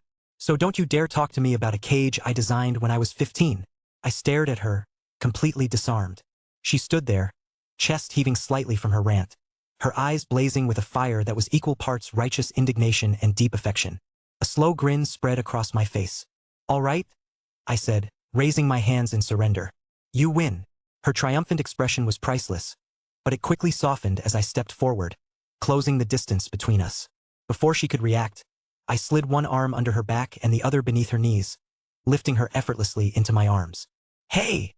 she yelped, a startled laugh escaping her as she instinctively wrapped her arms around my neck. "The winner gets carried to bed," I declared, turning from the sitting room toward the adjoining bedroom. We passed the doorway where one of the Creighton house guards stood sentinel. The guard, a stern-looking woman in a pristine uniform, simply gave a crisp, professional nod, her expression not changing in the slightest as I walked past carrying her laughing mistress. "You are ridiculous," Rachel murmured, tucking her face into my neck as the bedroom door swung shut behind us. "I know," I said, my voice soft as I carried her into the darkness. "But I'm your ridiculous." Chapter 1029. The starting line, 1. The observatory was a tomb of silent, wheeling light. After Arthur had gone, Isolde remained motionless, a statue at the heart of her own cosmic engine. The weight of his final words did not settle upon her, they pierced her, shattering a dam of denial that had stood for nearly 2 decades. Go be a mother to your daughter. It was a simple command, yet it struck her as more impossible than halting the stars in their courses. For years, she had worn her coldness as armor, her cruelty as a shield, not just against the world, but against the terrified, broken woman she had become after her first true vision. She looked up at the perfect, cold representation of the heavens. It was a machine just like her gift. It showed what would be, and cared for none of it. But Arthur was different. He was a blind spot in creation, a man untethered from the grand, terrible narrative of Akasha. His existence was a defiant miracle, and he had used that defiance not to demand a prophecy, but to demand that she face the wreckage of her own life. A shudder racked her body. It started in her soul and worked its way out, a violent tremor of self-loathing and a terror so profound it threatened to swallow her whole. The thought of walking out of this sanctum, of finding Rachel, of trying to form the words of apology. It was a precipice. It would be so much easier to stay here, to let the silence reclaim her, to let the years pass as they always had. It would be safer. You can't demand her love or her forgiveness, but you can start acting like someone who might one day be worthy of it. The memory of his voice was a steadying hand on her back, pushing her toward the edge. He was right. The past was immutable. Her sins were carved into the memory of this house, into the very heart of her child. But the future, for the first time she considered that her own future, the one between her and her family, might also be a blank page. Her first step was stiff, the movement of a joint long and used.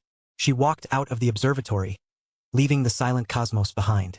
The transition from the old wing to the main residential area was a journey through time and temperature.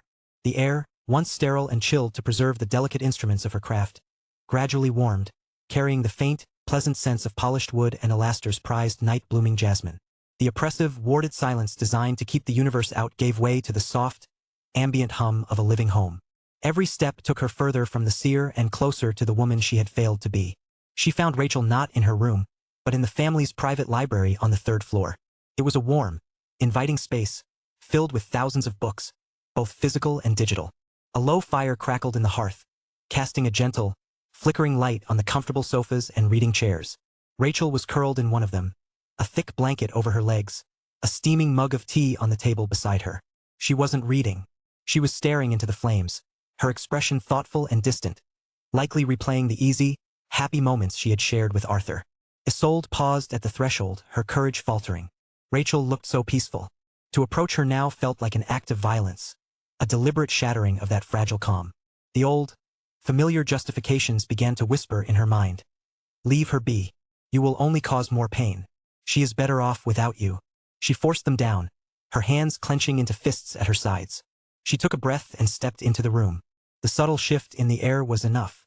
Rachel's head snapped up, and the moment she saw her mother, the peace in her expression vanished, replaced by a familiar, weary defensiveness. Her posture stiffened.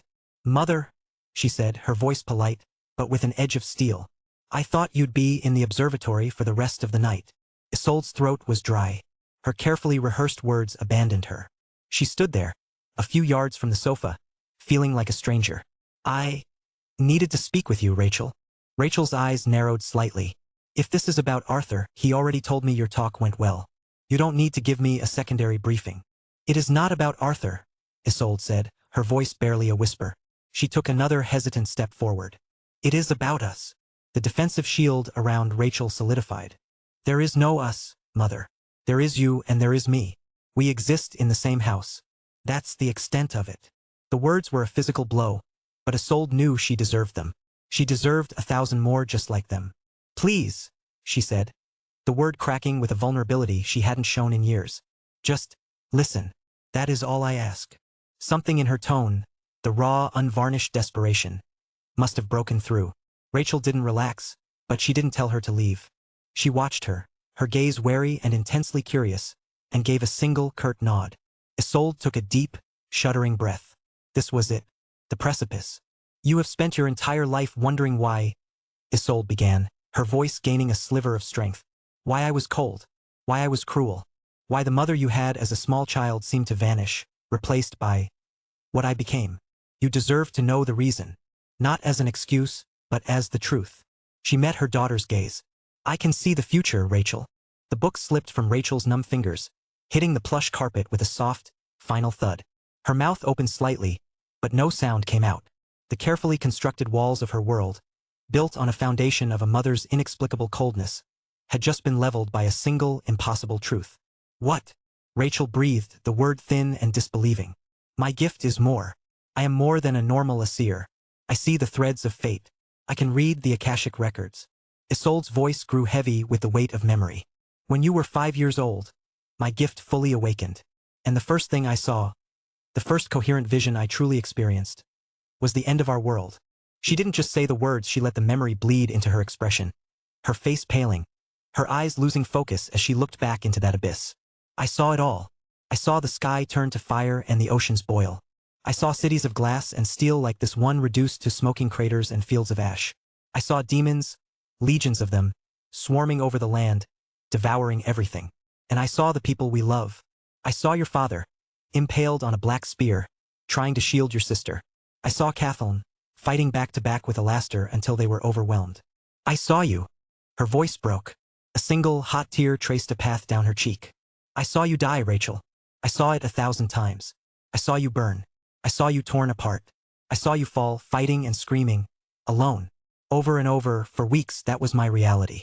Every time I closed my eyes, I saw my family being slaughtered. Chapter 1030. The starting line, 2. Rachel was pale, her hands gripping the blanket so tightly her knuckles were white. She was looking at her mother as if for the first time, the pieces of a painful, nonsensical childhood suddenly, horrifically, clicking into place. The brutal training regimens, the impossibly high standards, the relentless emotional starvation. It was all reframed through the lens of a parent's absolute, mind-shattering terror. The vision broke me, Isolde confessed, her voice thick with shame. I was weak. I was terrified. And I took that terror, all that horror and weakness, and I aimed it at you. I thought, in my madness, I believed that if I could make you hard, if I could make you cold and strong and utterly self-reliant, that you might survive the hell that I had seen. I thought if you didn't love me, you wouldn't mourn me when I was gone. I became a monster because I was too afraid to be a mother. She finally took the last few steps, stopping before the sofa and sinking to her knees on the carpet. She looked up at her daughter, her face stripped bare of all pride, all pretense. That is the reason, she said, her voice shaking but clear. But it is not an excuse. Nothing in this world or any other could ever excuse what I did to you. A stronger woman, a better mother, would have held you closer. She would have treasured every moment. But I was not that woman. I was a coward. I failed you in every conceivable way a mother can fail her child. I hurt you, I broke your trust, and I starved you of the love you deserved. And I am so sorry, Rachel. I am sorry for every cold word, for every moment of fear I caused you, for every night you cried yourself to sleep wondering what you had done to make your mother hate you. It was never you. It was always me. I was broken. She bowed her head, the apology hanging in the air between them, a fragile, terrifying offering. The silence that followed was immense, filled with the ghosts of 20 years of pain. Rachel didn't speak for a long time. She simply stared at the woman kneeling before her, this stranger who wore her mother's face. The anger was still there, a deep, foundational part of her, but it was now joined by a dizzying storm of shock, pity, and a profound, aching sorrow for the little girl she had been and the mother she had never known. Finally, she spoke, her voice quiet and hoarse. All this time, you could have just told me. I was a coward, Isolde repeated, not looking up. And I was ashamed. Rachel slowly, tentatively, reached out a hand. She didn't touch her mother. She just let it hover in the space between them. I don't forgive you, she said, her voice trembling slightly. I don't know if I ever can. The things you did, they don't just disappear because there's a reason for them. Isolde finally looked up, her face streaked with tears. I know, but... Rachel's hand drifted down, her fingertips brushing against her mother's shoulder. It was the first time she had initiated contact in over a decade. I will try to understand. I will give you a chance to be something else. It wasn't forgiveness. It wasn't absolution. But it was a beginning. A tiny, fragile crack in a wall of ice that had stood for a lifetime. For Isolde, it felt like the first ray of dawn after an endless night. An hour later, Isolde stood before the closed doors of Alastair's study. The encounter with Rachel had left her emotionally flayed, but also filled with a sliver of impossible hope. She knew she could not stop there. The deception had not been aimed at Rachel alone, it had been a poison that had seeped into the foundations of her entire family. She knocked. Enter. Alastair's calm voice called. She stepped inside. Her husband was at his desk, reviewing data on a translucent screen. Kathleen was in an armchair by the fire, a tablet in her lap, looking over clinic expansion proposals. They both looked up, their expressions shifting to surprise at her presence in their shared sanctuary. "Isolde," Alastair said, his brow furrowing with concern. "You look unwell." She hadn't bothered to fix her appearance. Her eyes were red-rimmed, her face pale. She closed the door behind her and leaned against it, feeling the last of her strength begin to fade. "There is something I should have told you both a long time ago," she said, her voice steady despite her exhaustion. She told them everything. She told them about her gift, about the apocalyptic vision, and about how that vision had driven her to become the cruel, distant mother Rachel had known. She spared no detail of her own weakness, her own failure. Kathleen's reaction was one of stunned, analytical silence. She lowered her tablet, her sharp mind working furiously, recontextualizing every memory of her mother's strange behavior, her odd pronouncements, and her fractured relationship with Rachel. It was the pragmatist's shock, the processing of a lifetime of flawed data suddenly being corrected by one overwhelming truth. Alastair's reaction was quieter and far more profound. As she spoke, the calm, patient strength in his face slowly crumbled, revealing the deep, deep hurt of a man who realized he had never truly known his own wife. He had lived beside her for decades, loved her, built a life and a family with her, all while she carried a universe of terror and a terrible secret entirely alone. He didn't look angry. He looked heartbroken. When she finished, the silence in the study was as heavy as the one in the observatory had been. It was Alastair who moved first. He rose from his desk, walked over to the small bar in the corner, and poured a small measure of amber liquid into a glass. He walked back and pressed it into her trembling hands. Then, he simply rested his hand on her shoulder. He didn't speak. He didn't need to. The gesture said everything. "I am still here. We are broken, but I am still here." Kathleen finally spoke, her voice quiet but clear. "You should have told us," she said. "It wasn't an accusation. It was a statement of fact, tinged with a deep and complicated sorrow for the sister she had watched suffer for years without ever understanding why. We could have helped you." "I didn't think I could be helped," Isolde whispered, looking at her older daughter, truly seeing her for the first time in years. "And I didn't think I deserved it." No more was said that night. There were too many wounds, too many years of misunderstanding to bridge with a single conversation. But as Isolde stood there, flanked by her husband and her firstborn, she felt something shift. The crushing weight of her solitude, a burden she had carried for 20 years, began to lift. She was not forgiven. Her family was not healed. But for the first time since the fire filled her vision, she was no longer alone in the darkness. She was standing on a new, uncertain ground. It was the starting line. And she knew, with a terrifying and hopeful clarity, that the long, painful work of becoming a family again had only just begun. Chapter 1031. The Frost Princess Returns. Chapter 1031. The Frost Princess Returns. A month passed. It was a strange, tense, and unervingly domestic month. The world outside our penthouse windows in Avalon hummed along, utterly ignorant of the 2-year clock Alisara had set, a cosmic deadline ticking away in the quiet rooms of our home. We existed in a bubble of borrowed time, each sunrise a small, defiant victory. This morning was a perfect portrait of that contradiction. Sunlight, crisp and golden with the first real bite of autumn, streamed through the floor-to-ceiling glass, illuminating the controlled chaos of Stella's latest project. Schematics and half-assembled prototypes had colonized the living room floor, a testament to a mind that never stopped building.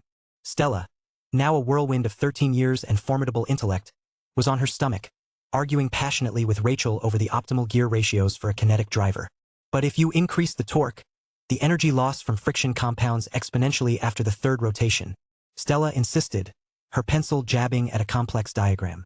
Rachel, cross-legged on the floor beside her in one of my old, ridiculously oversized hoodies, just smiled, her eyes bright with amusement and pride. "Only if you're using a standard alloy. What if we introduce a self-lubricating enchantment to the housing?" Luna was curled in a plush armchair, a book of ancient poetry open in her lap, her serene, golden presence a perfect anchor to the room's vibrant energy. From the kitchen, the rich scent of Reka's coffee and the quiet, precise sounds of her preparing breakfast provided the steady rhythm to our morning. It was a picture of peace, and it was the most stressful thing in the world. Every quiet moment felt like a second stolen from the training we desperately needed. Every laugh from Stella was a fresh reminder of the stakes. I stood by the window, a lukewarm mug of coffee in my hands, watching the city breathe below. I wasn't just appreciating the quiet.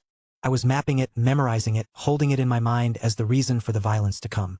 We had the intel now, trickles of it from Isolde's strained, exhausting visions.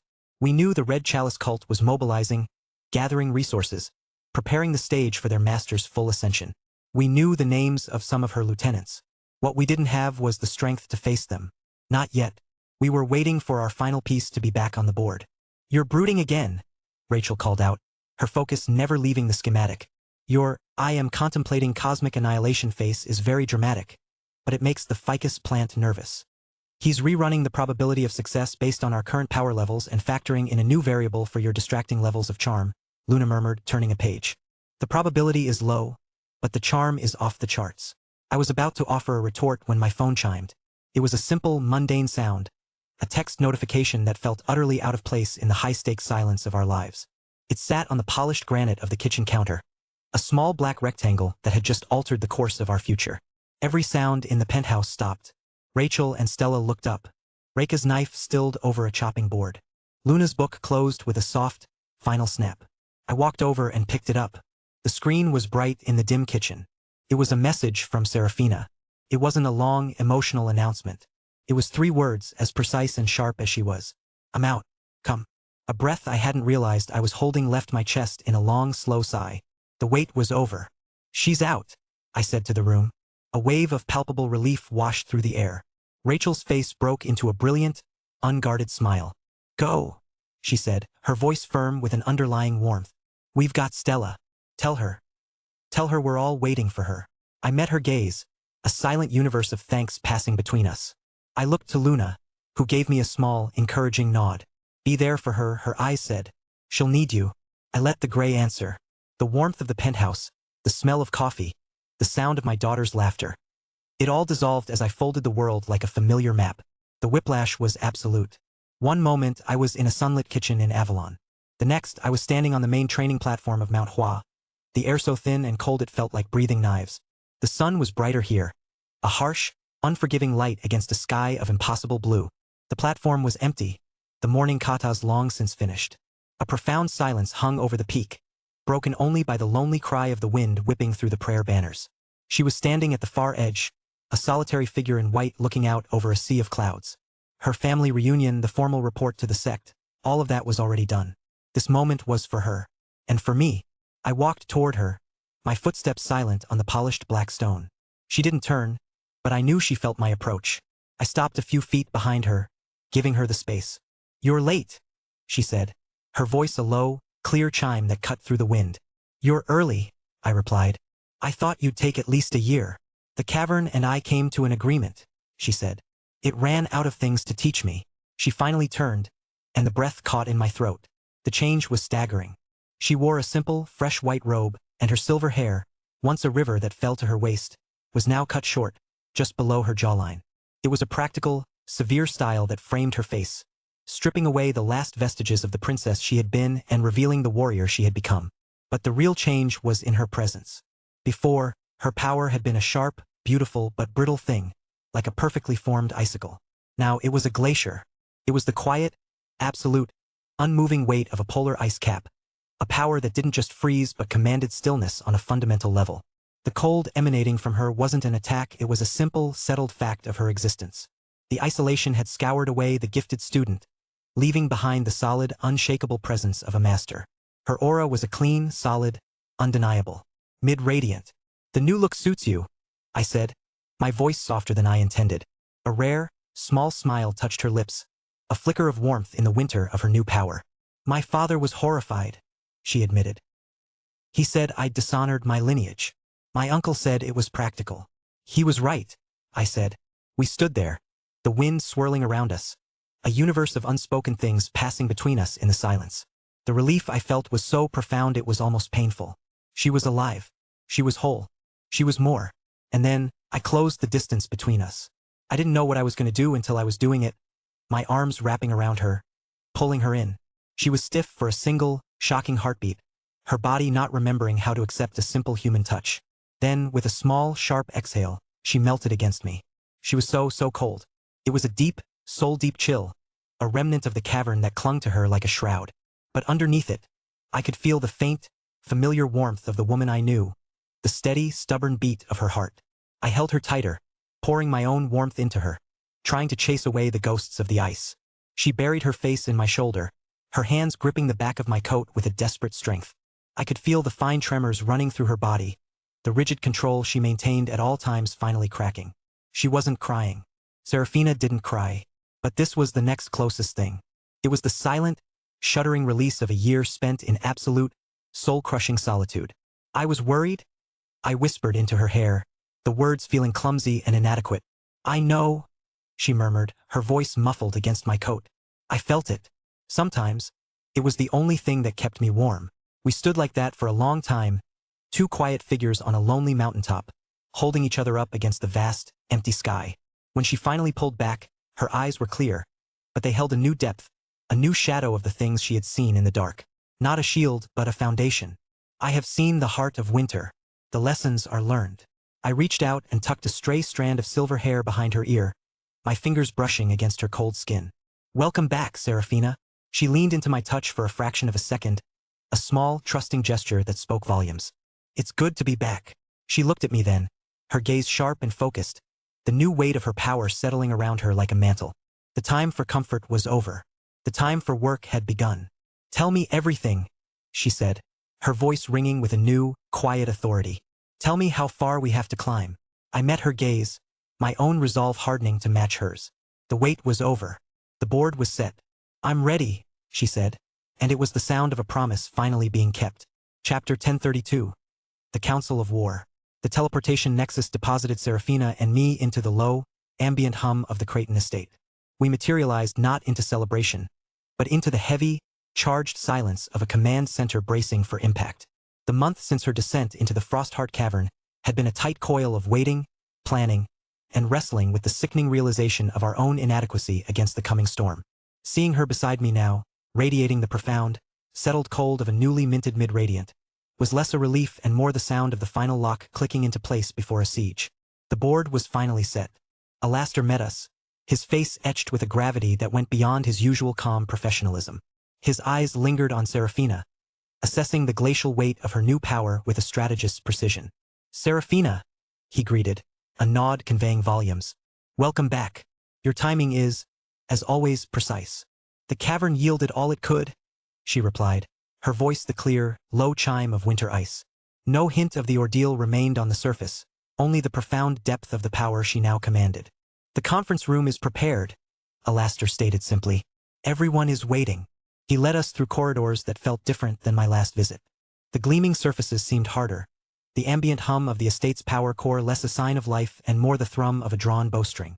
Security wards pulsed with a higher intensity, visible even to the naked eye as faint shimmers in the air. This wasn't just a home anymore, it was a bunker preparing for divine wrath. The obsidian conference room was a circle of focused tension. The panoramic window overlooking the meticulously sculpted gardens felt like a cruel joke, a portal to a serene world that no longer truly existed for us. Around the massive table sat the pillars of my world, each bearing the weight of the coming conflict in their own way. Rachel was beside her father, multiple data slates active before her, her usual warmth tempered by a clinical focus. Alice, my mother, stood sentinel near the window, her stillness a palpable force that seemed to subtly reinforce the room's wards. Lucifer leaned against a far wall, arms crossed, radiating a restless energy beneath his calm facade. His twin crowns of light and shadow flickered with impatience. Reka stood behind an empty chair, perfectly composed, her hand resting lightly on its back, a silent guardian. Rose sat beside her, her quiet presence a small, vital counterpoint to the room's grim atmosphere. The single blue rose in the vase before her seemed impossibly vibrant against the stark black table. Luna occupied a space across from them, her golden eyes meeting mine the moment we entered, conveying a universe of shared knowledge and concern. Beside her, Cecilia sat with the unwavering posture of command, the crown princess ready for war, her gaze sharp and assessing as she took in Serafina's transformation. And at the table's far end, almost swallowed by the high-backed chair, sat Isolde. She looked smaller than I remembered, diminished, the silver charms on her wrist utterly still. Her gaze was fixed on the reflective surface of the table, a necessary phantom at this council. Serafina and I took the last two seats. The circle was complete. Alastair remained standing at the head of the table, his hands clasped behind his back. "Thank you all for assembling," he began, his voice devoid of pleasantries. "We convene today to finalize our response to the existential threat posed by Alisara and her organization, the Red Chalice Cult." Seraphina's return brings our core combat strength to its full potential. The situation is critical. Arthur, please update the council. I leaned forward, the cold obsidian cool beneath my palms. The core facts remain unchanged. Alisara possesses a fragment of divine power, operating at a level far exceeding our current capabilities. She holds Lyra's brother captive. She has established a fanatical cult that grows bolder by the day. And she has given us a 2-year deadline, coinciding with her complete integration of the power she stole. Isolde's work over the past month, however, has provided crucial context. I nodded towards Rachel's mother. Isolde took a shaky breath, her knuckles white where she gripped the arms of her chair. She still didn't meet anyone's eyes, but her voice, when she spoke, was unexpectedly firm. The cult's activities are accelerating, she reported, her gaze fixed on a point somewhere in the table's dark reflection. They are not merely gathering followers, they are systematically targeting sites of power. Ley line convergences, ancient shrines, places where the veil between worlds is thin. They are preparing the infrastructure not just for Alisara's ascension, but for something larger, a reshaping. Her voice dropped, becoming barely a whisper. Her focus remains Arthur. Lyra's brother is a tool, a key perhaps to understanding the Great Seven's defenses, or a source of unique energy, but not the primary objective. Alisara's endgame involves breaking Arthur, binding him to her will. The 2-year mark is the point at which she believes her control over her new divinity will be absolute, making his capture inevitable. The air thickened. Breaking me, I thought, binding me, just like she always wanted. Only now she thinks she has the power to make it stick. A cold fury, distinct from the heat of battle, settled in my chest. Rachel tapped a command onto her slate, bringing up a complex energy schematic that floated above the table. Isolde's assessment aligns with our analysis, she stated, her voice crisp and professional. Alisara isn't just stronger, she's operating on a different conceptual level. The fragment of lust divinity allows her to subtly influence probability, to make reality want to conform to her desires. It's not something we can counter with raw power alone. Standard radiant level techniques are fundamentally mismatched against this type of narrative control. Furthermore, Reka interjected, her tone clipped, the cult now fields a significant number of newly elevated radiant rankers, at least 30 confirmed, likely more.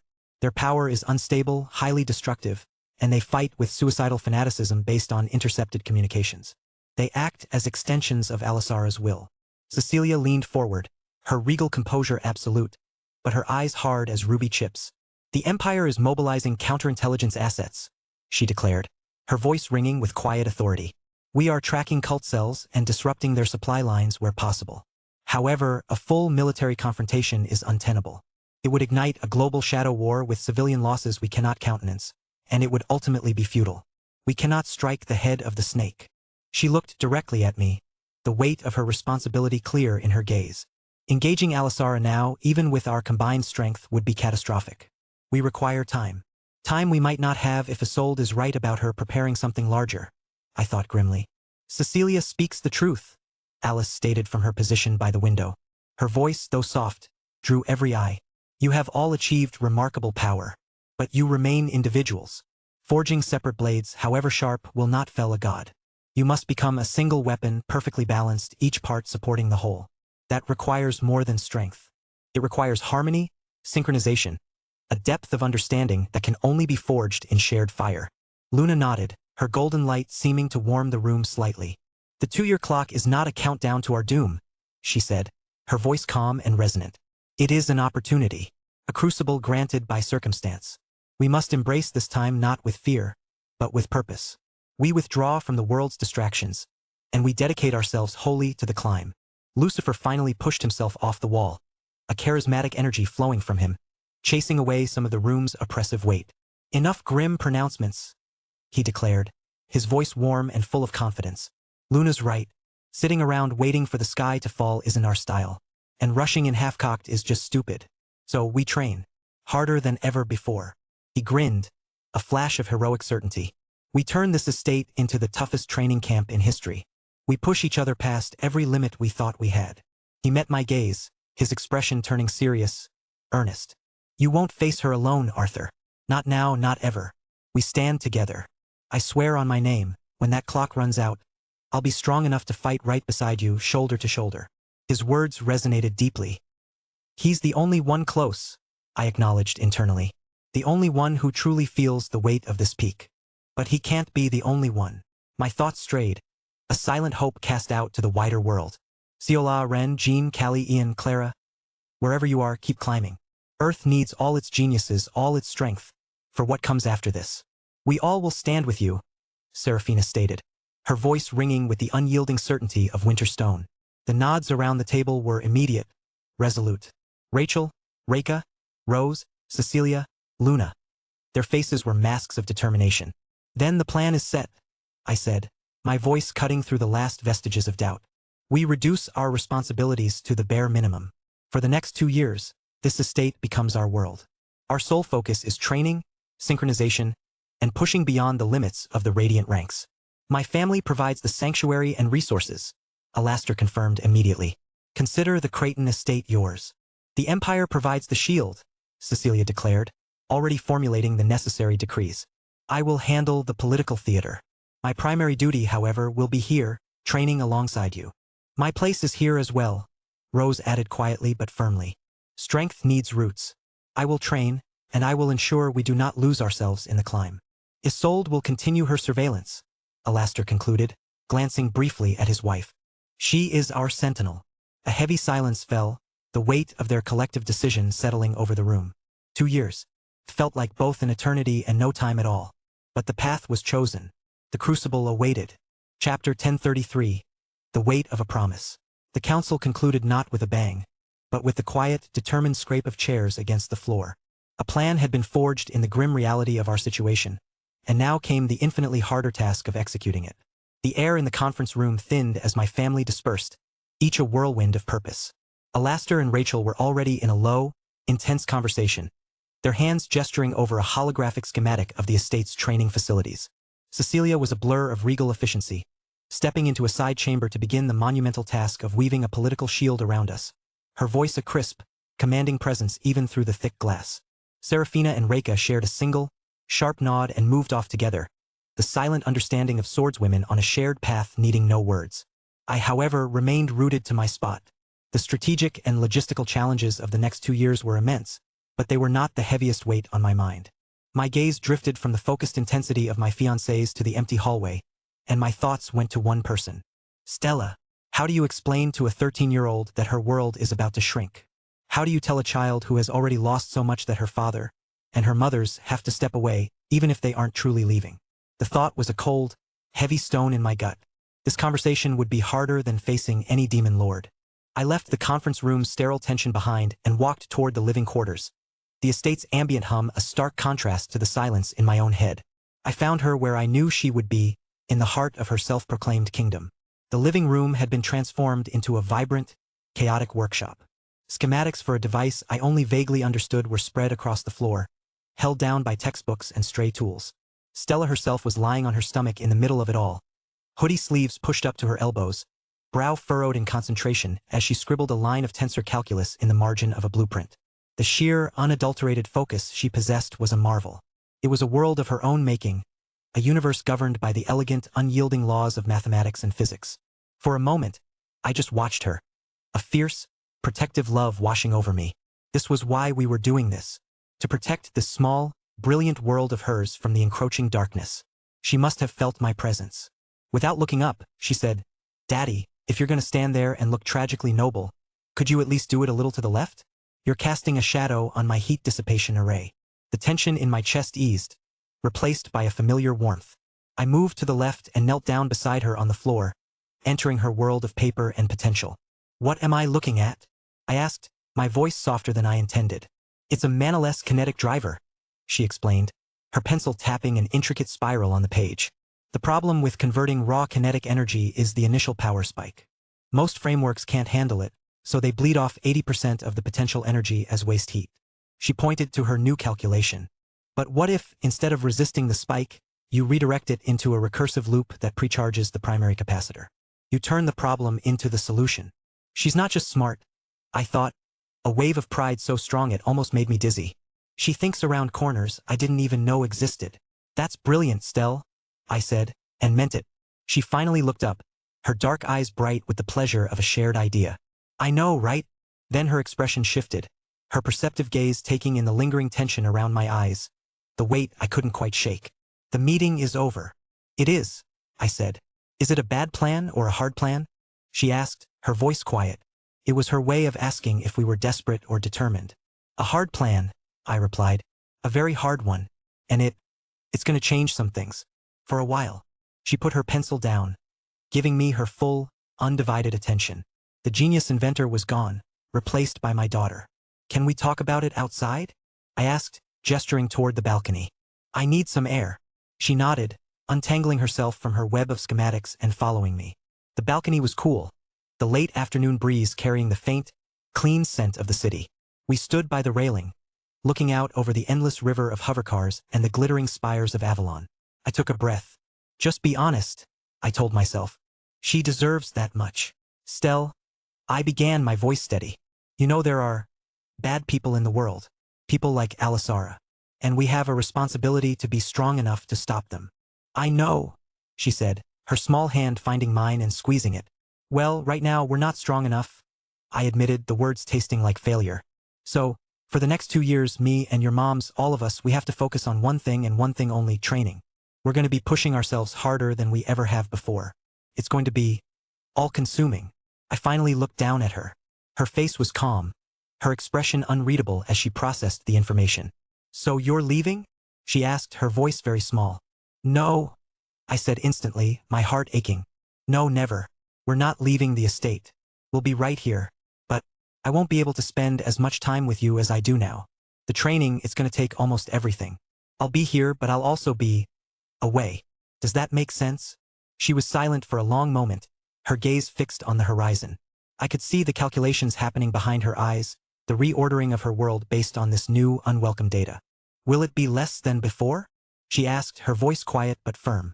The simple, direct question was a knife to the gut. I couldn't lie to her. Yes, Stell, I said, my own voice rough. It will be less. I promise you I will make time.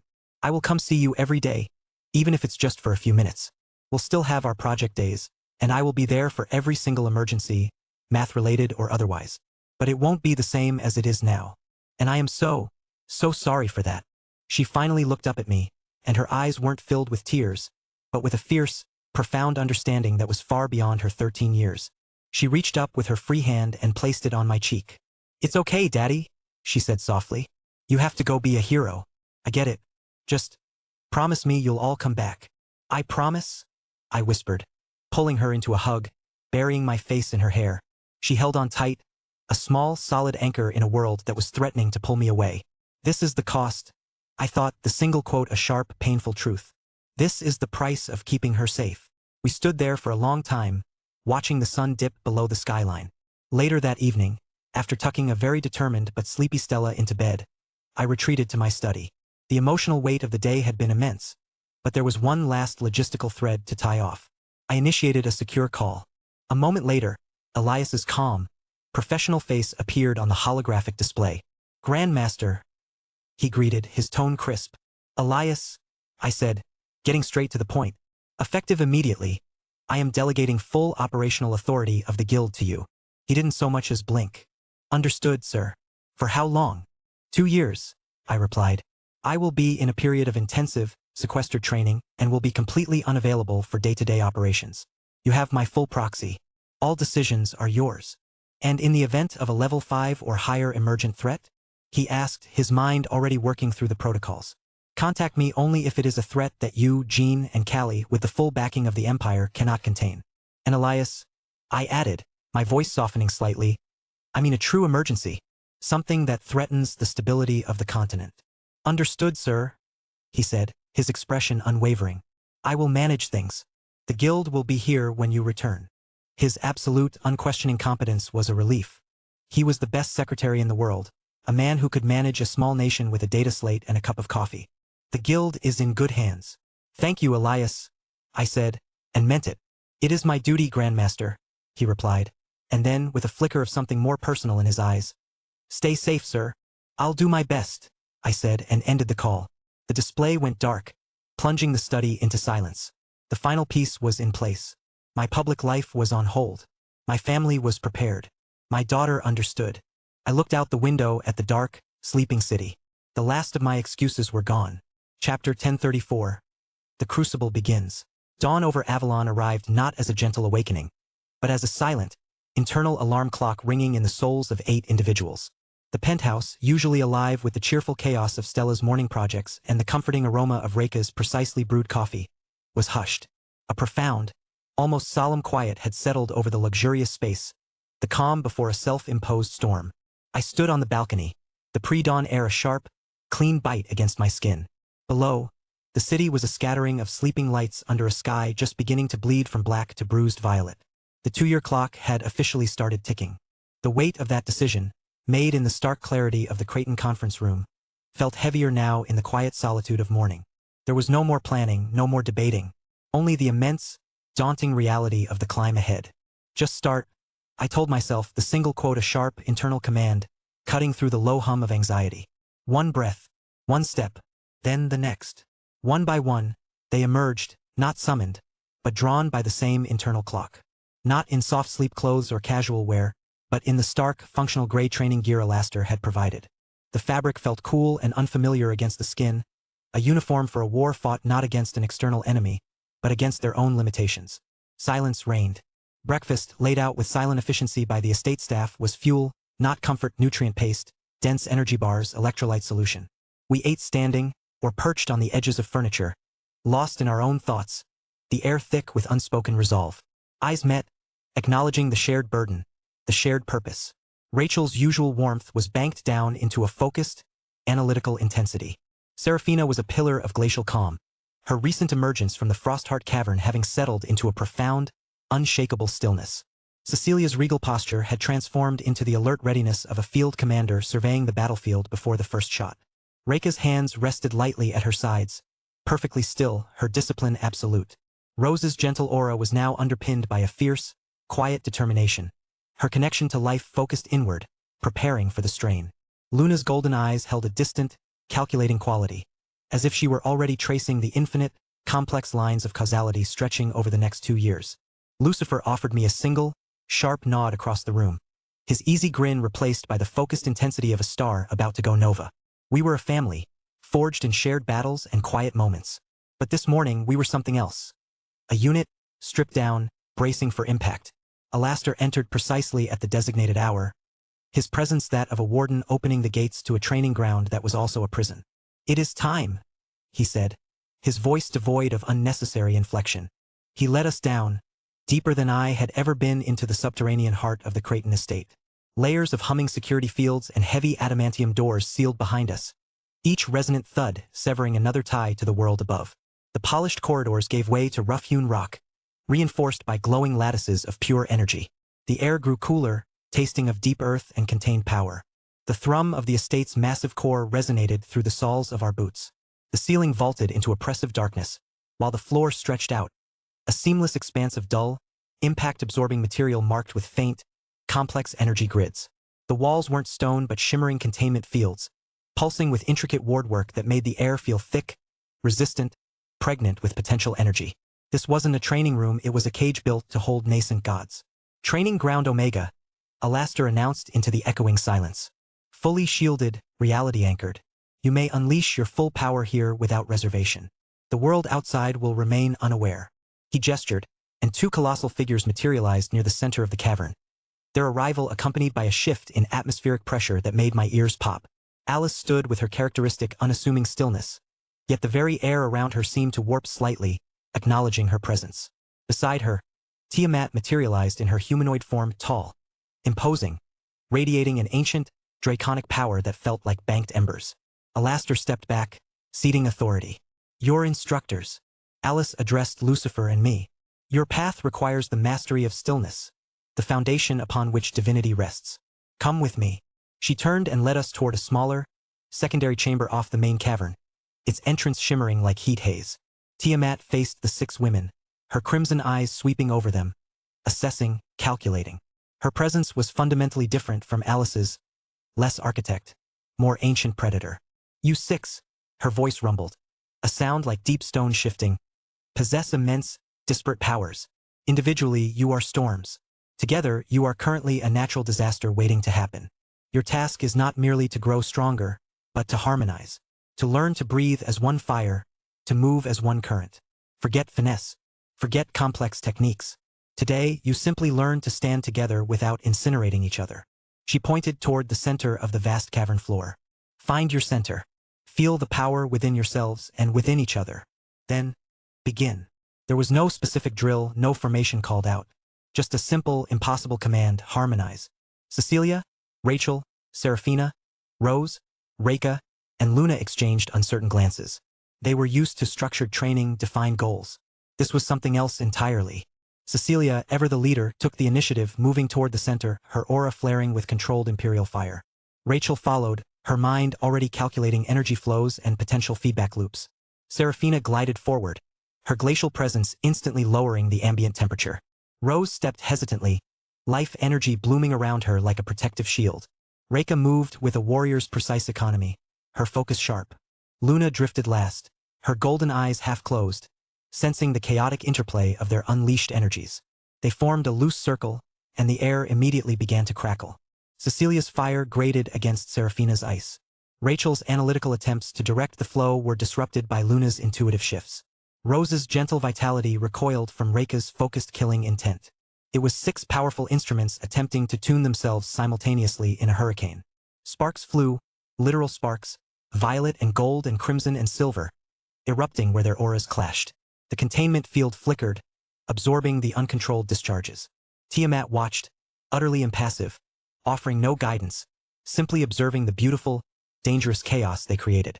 Meanwhile, Alice led Lucifer and me into the secondary chamber. It was stark white, utterly featureless, the silence absolute. Felt like stepping outside of time. Your challenge is different, Alice said, her voice quiet but resonant in the unnerving stillness. You stand at the peak. The next step is not about acquiring more power. It is about fundamentally changing your relationship to power. Divinity is effortless equilibrium. You must unlearn the habit of effort. She held up her hands. In each palm, a perfect sphere of pure white light bloomed, stable, warm, silent one. Your power fights you because you command it from the outside. You must invite it in. Become the vessel, not the wielder. Your task: replicate this sphere. Hold it. Not with force, with acceptance. Find the quiet lake within the storm. Lucifer, humbled by the memory of our previous failure at this simple task, approached it with grim determination. He extended his hand, sweat already beading on his brow. The sphere that formed flickered violently between light and shadow, spitting chaotic energy before imploding with a silent pop too. He swore under his breath. I took a deep breath, trying to recall the feeling of perfect balance, the quiet agreement of sword accord. I reached inward, not commanding, but inviting. I held out my hand. A jagged starburst of silver-gray energy roared into existence, pulsing with barely contained spatial distortions. 3. It felt less like holding light and more like trying to cup lightning. Still fighting it, I realized, frustration a bitter taste. Still trying to make it obey instead of being the obedience. Alice offered no further instruction, simply holding her own perfect spheres as silent examples. The white room became a crucible of internal struggle, the silence amplifying our failures. Outside, in the main cavern, the sounds were different but the theme resonant. The sharp crackle of clashing energies, the low groan of the containment field under strain, the occasional frustrated shout swallowed by the vastness of the space. The first day was not about breakthroughs. It was about confronting the sheer, daunting scale of the mountain we had chosen to climb. It was about understanding, in our bones and in our souls, just how far we still had to fall before we could truly begin to rise. 2 years. The clock had started, and the silence of our failures was deafening. Chapter 1035. The Eastern Spark. 2 years. 24 months had slipped by under the thin veneer of global peace, a fragile normalcy painstakingly rebuilt in the wake of apocalyptic conflicts. Cities hummed, data flowed across continents, economies churned, and the average citizen walked under skies blessedly free from the immediate terror of divine or demonic intervention.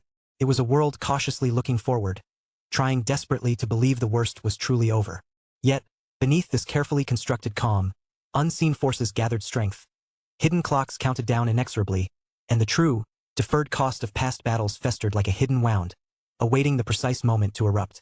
That moment arrived not with a declaration of war, but with a cascade of synchronized, crippling system failures across the technologically advanced and economically vital Eastern continent.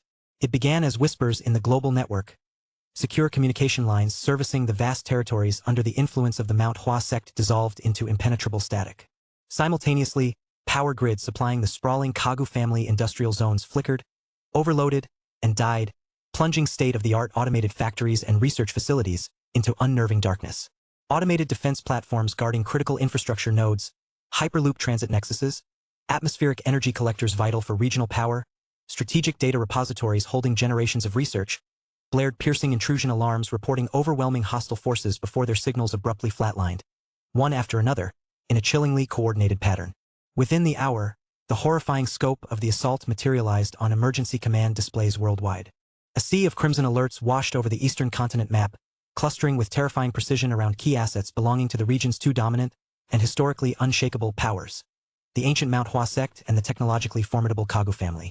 The Red Chalice cult, largely dismissed by global intelligence agencies as a scattered, disorganized remnant following the presumed defeat of their enigmatic leader Alisara 2 years prior, had resurfaced with shocking force, meticulous planning, and nightmarish numbers.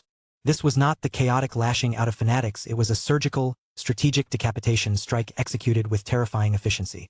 Thousands of cult operatives, their ranks inexplicably swelled by dozens of newly revealed radiant-level fanatics radiating unstable, volatile power, struck in perfect synchronicity. They bypassed densely populated civilian centers entirely, their attacks laser-focused on the critical infrastructure underpinning the East's martial and economic dominance. Leyline integrated power stations vital for regional energy stability, Kagu biotech research campuses pioneering next-generation medical technology, fortified Mount Hua training academies housed in deep subterranean bunkers, secure satellite communication uplinks coordinating regional defenses, all were hit with overwhelming simultaneous force. The fragmented reports filtering through overloaded emergency channels painted a picture of brutal modern warfare infused with supernatural horror. Fanatical cultists, their bodies wreathed in chaotic crimson energy that seemed to corrode physical matter, fought with a suicidal disregard for their own lives. Alongside them, moving with speeds that defied visual tracking, were unnaturally swift, pale figures with eyes glowing like malevolent embers of vampires, seamlessly integrated into the cult's assault formations. Their preternatural strength tore through reinforced plasteel walls as if they were paper, their claws shredded military-grade armor, and their speed overwhelmed sophisticated automated point defense systems designed to track hypersonic projectiles. Mount Hua's state-of-the-art defenses, a complex fusion of ancient warding techniques and cutting-edge energy shielding, buckled under the sheer volume of high-energy targets and the attackers' willingness to sacrifice waves of shock troops to breach defenses. Kagu family security forces, elite corporate soldiers renowned for their tactical discipline, advanced weaponry, and urban combat expertise, found themselves locked in desperate, close-quarters battles within their own gleaming headquarters, facing enemies who ignored conventional tactics, shrugged off seemingly lethal plasma burns and kinetic impacts, and deployed potent miasmic agents that choked filtration systems and corroded advanced sensor arrays. Panic rippled through the Eastern Council headquarters. From the heavily fortified main peak, sect leader Mo Zenith and Master Li Zenith, legendary figures whose power had shaped the continent's history, personally coordinated Mount Hua's desperate defense.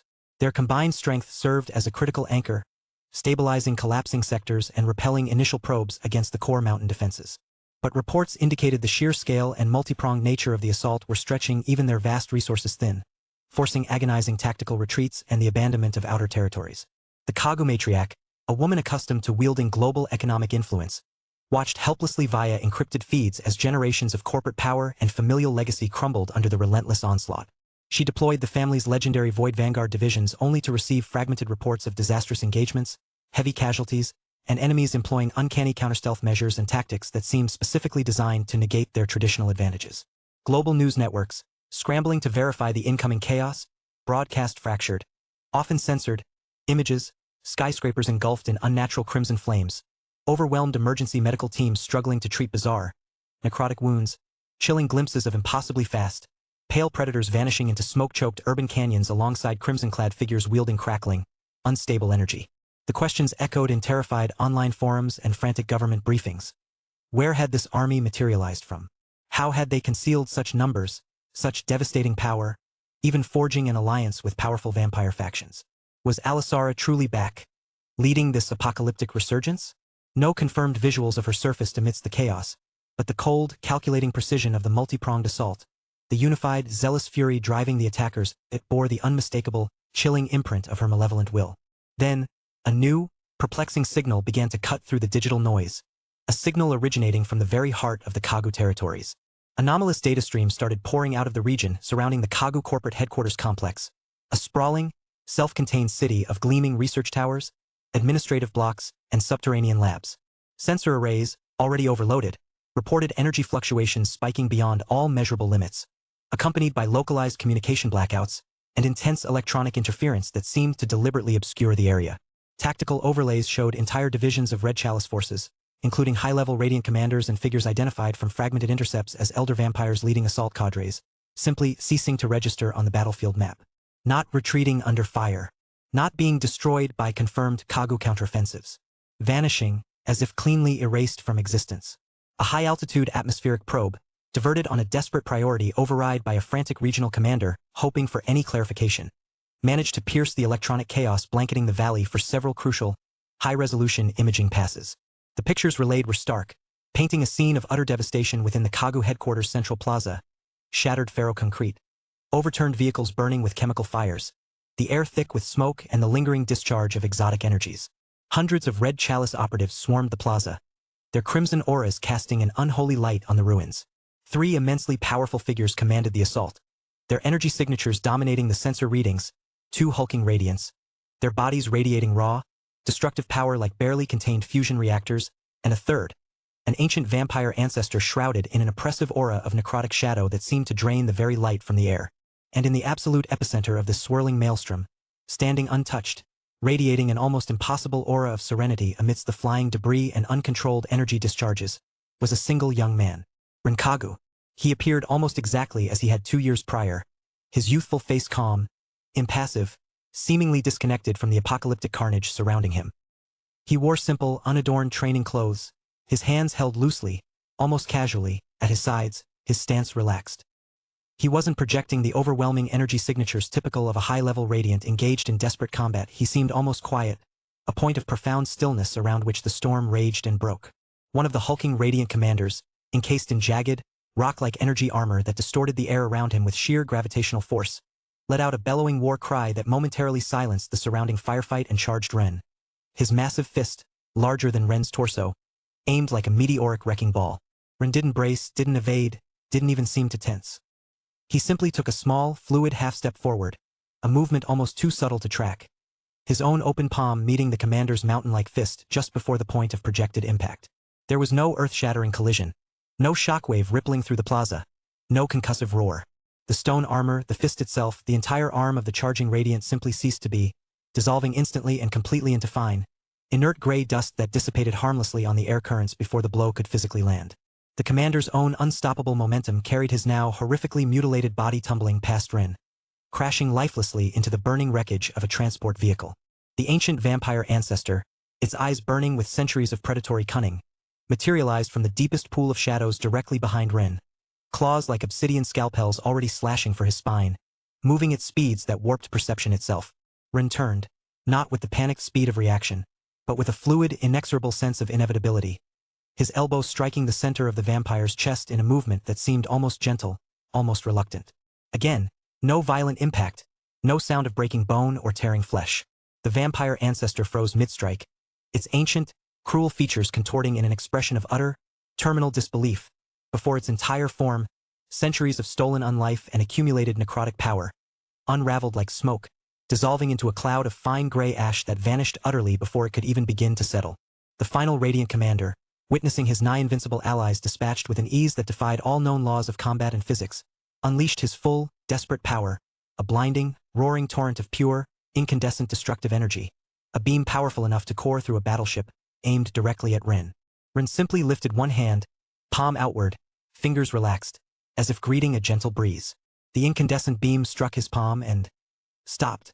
It didn't explode, didn't deflect, didn't splash or scatter. It flowed into his hand, swallowed whole by that quiet palm, vanishing without a trace, leaving Ren utterly unharmed. His expression still unchanged, his stance still relaxed. He lowered his hand and, with a motion almost too casual to notice, casually flicked his fingers in the direction of the commander across the ravaged plaza. The Radiant abruptly convulsed, his powerful aura collapsing inward, his body folding in on itself as if crushed by an invisible, irresistible pressure originating from within his own being, before imploding silently into nothingness. Silence descended upon the plaza, broken only by the crackle of distant fires and the panicked, ragged breathing of the remaining attackers. There had been no flashy techniques recognizable to any known martial art, No overwhelming energy signatures that could be measured or categorized. Just quiet, precise, economical movements of his hands, his elbow, his body.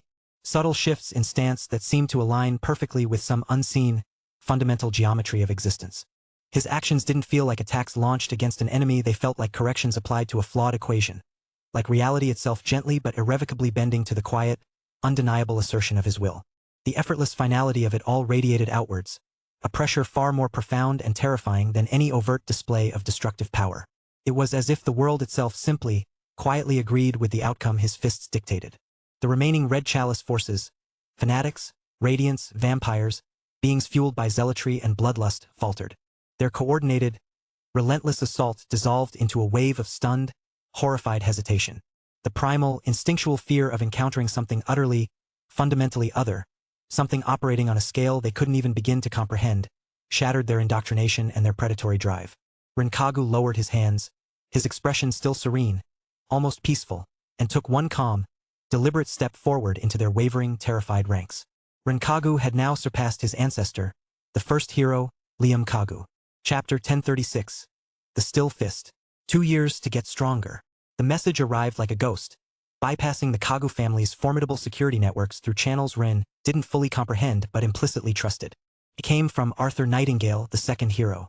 The full context painted a grim picture. A newly ascended divine threat named Alisara, a desperate alliance formed against impossible odds, and a non-negotiable 2-year countdown to a potentially world-altering confrontation. But the core directive for Ren was stark. Ignore everything else. Focus solely on surpassing your limits. When this time is over, a true war will begin, and we will need every ounce of strength Earth can muster. For Ren, the message wasn't a revelation but an accelerant. He was already on the path. 2 years prior, he was a celebrated prodigy, a mid-radiant whose skill in the Kagu family's grade 6 art, Void Fist, was deemed exceptional. He possessed the rare triple affinity for space, time, and gravity, synergizing perfectly with the Void Fist's principles. His unique gift, the God's Eyes, granted him visual acuity on a conceptual level, allowing him to perceive the hidden structures of reality. Despite this, he felt a barrier. He stood before the gates of transcendence, the threshold separating radiant power from something more fundamental. He hadn't yet achieved the 5th level of fist mastery, the state known universally as fist unity. The path forward was obscured. Arthur's message provided the necessary clarity and urgency. This was no longer just about personal ambition, it was about planetary readiness. Ren acted decisively. He formally recused himself from his Kagu corporate responsibilities, ignored the summons of the Eastern Council, and sealed himself away in the deepest, most shielded training chambers beneath the Kagu compound, subterranean vaults designed to contain reality-warping forces. For the next 24 months, Ren Kagu vanished. His world shrank to the dimensions of the training chamber. His focus narrowed to the singular goal of transcendence. His primary tool became his God's Eyes. He didn't just practice the Void Fist forms, he observed them, dissected them, perceived them on a level beyond physical movement. He watched the infinitesimal ripples his own body created in spacetime with every shift, every breath. He analyzed combat data, not just battles, but the fundamental interactions of energy and matter. Using his gift, he slowed his perception to attoseconds, watching how radiant energy interacted with the fabric of reality, noting the friction, the resistance, the subtle inefficiencies inherent even in masterful techniques. He observed his own energy flow, seeing not just the channels, but the near-imperceptible drag imposed by spacetime itself. The Kagu Void Fist taught control through precise internal energy manipulation and leveraging spatial distortions. But Ren realized it treated the universe as a medium to be acted upon. He began to see it differently, as an active participant, an ocean with currents defined by the laws of space, time, and gravity. The shift came through stillness, through observation. He stopped trying to force the Void Fist's principles onto reality. Leveraging his triple affinity, he began to listen to reality, to sense its underlying structure, its preferred pathways. He started to adjust his movements, his energy flow, not to overcome resistance, but to align with the fundamental geometry of spacetime. He learned to subtly warp space not as an attack, but as an invitation for his fist to arrive without resistance. He learned to fractionally alter temporal flow around his target, making his movements appear inevitable, landing before the conscious thought to defend could form. He learned to apply minute gravitational lenses, adding conceptual weight to a light touch or negating an opponent's momentum entirely. His internal power, honed by the Void Fist, found a new expression. It wasn't just unified within him, it resonated in perfect accord with the external universe. This was the key. He achieved the 5th level, Fist Unity, feeling the seamless integration of self and power. But he didn't stop there. Pushing further, guided by his unique perception, he transcended unity itself, reaching a state where his intent and the universe's fundamental laws became one. Fist accord. With this profound understanding, the gates of transcendence simply ceased to be a barrier. He stepped through, not into a surge of new power, but into a state of deeper quiet, a more fundamental connection to the fabric of existence. He had reached peak radiant rank. His isolation wasn't total blindness. Periodically, Ren directed his god's eyes outward, amplified by Kagu sensory arrays. He monitored the Red Chalice cult. He saw their network expand, their operatives grow bolder. He identified individuals radiating significant power. Ascendant rank bishops coordinating operations, more potent immortal rank cardinals leading fanatical legions.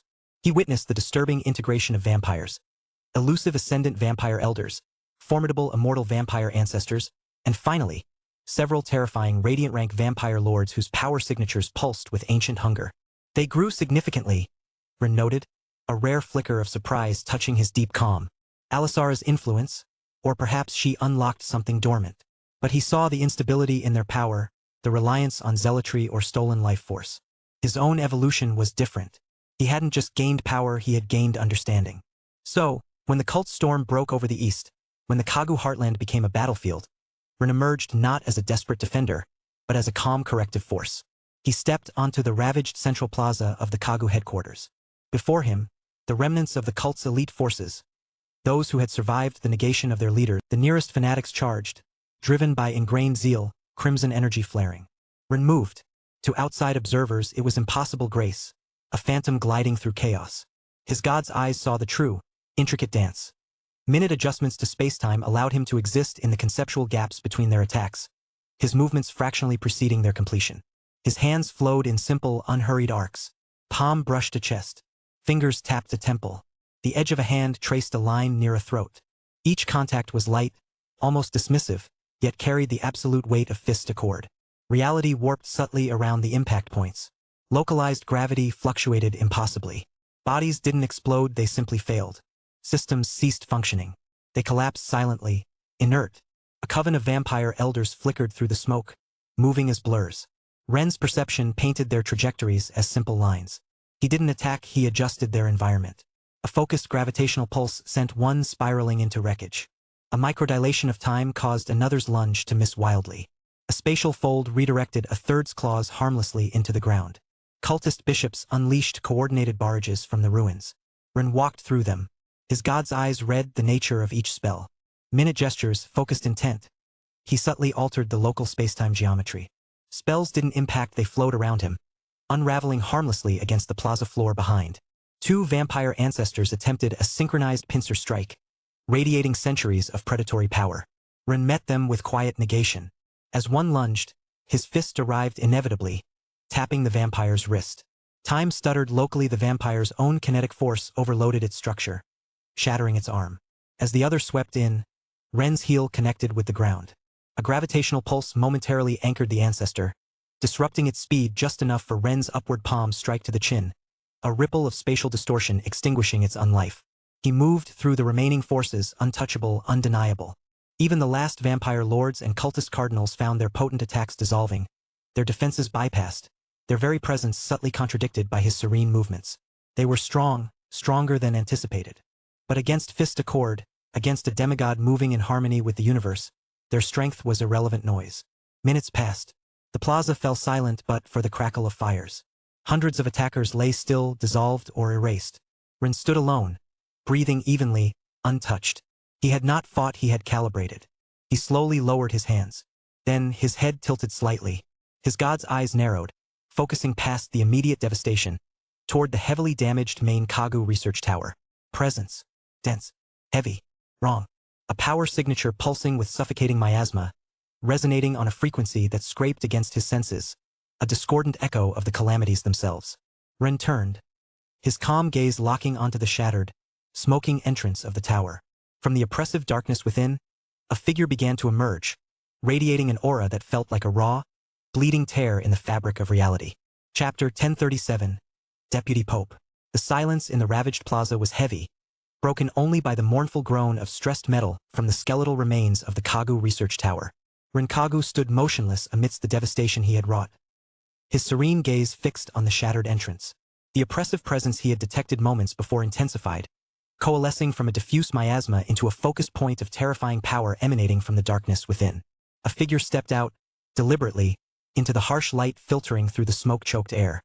He was human, unremarkable in stature, dressed in the high-collared, deep crimson robes favored by the Red Chalice cult's upper echelons. What set him apart was the sword he carried, a long, wickedly curved blade that seemed forged from solidified shadow, radiating waves of palpable miasma, and the aura that clung to him like a shroud. It was a discordant, nauseating blend. Pure, refined mana flowed through him in potent channels, the signature of a high-level cultivator, perhaps even touching the radiant ranks. But interwoven with it, corrupting it, amplifying it in unnatural ways, was a thick, cloying miasma, the chaotic energy of the abyss. The two forces churned within him, creating a vortex of power that felt fundamentally unstable, yet terrifyingly strong. This was not the raw, uncontrolled fanaticism of the cultists Ren had just dispatched. This was controlled chaos, honed technique infused with abyssal power. It resonated at a level Ren recognized with chilling certainty: calamity. This man wielded power comparable to the entities that had nearly shattered the world. The Deputy Pope, Ren deduced, his god's eyes analyzing the intricate, blasphemous energy patterns. One of Alisara's inner circle, elevated through forbidden means. The Deputy Pope surveyed the scene, the hundreds of inert bodies, the dissolved remains of radiant commanders and elder vampires, and his expression, initially one of cold arrogance, shifted to disbelief, then narrowed into focused, murderous rage. His gaze locked onto Ren. "You!" the Deputy Pope hissed, his voice grating, layered with both human intonation and a deeper, sibilant echo. "A Kagu whelp? How is this possible? Liam himself could not have achieved such."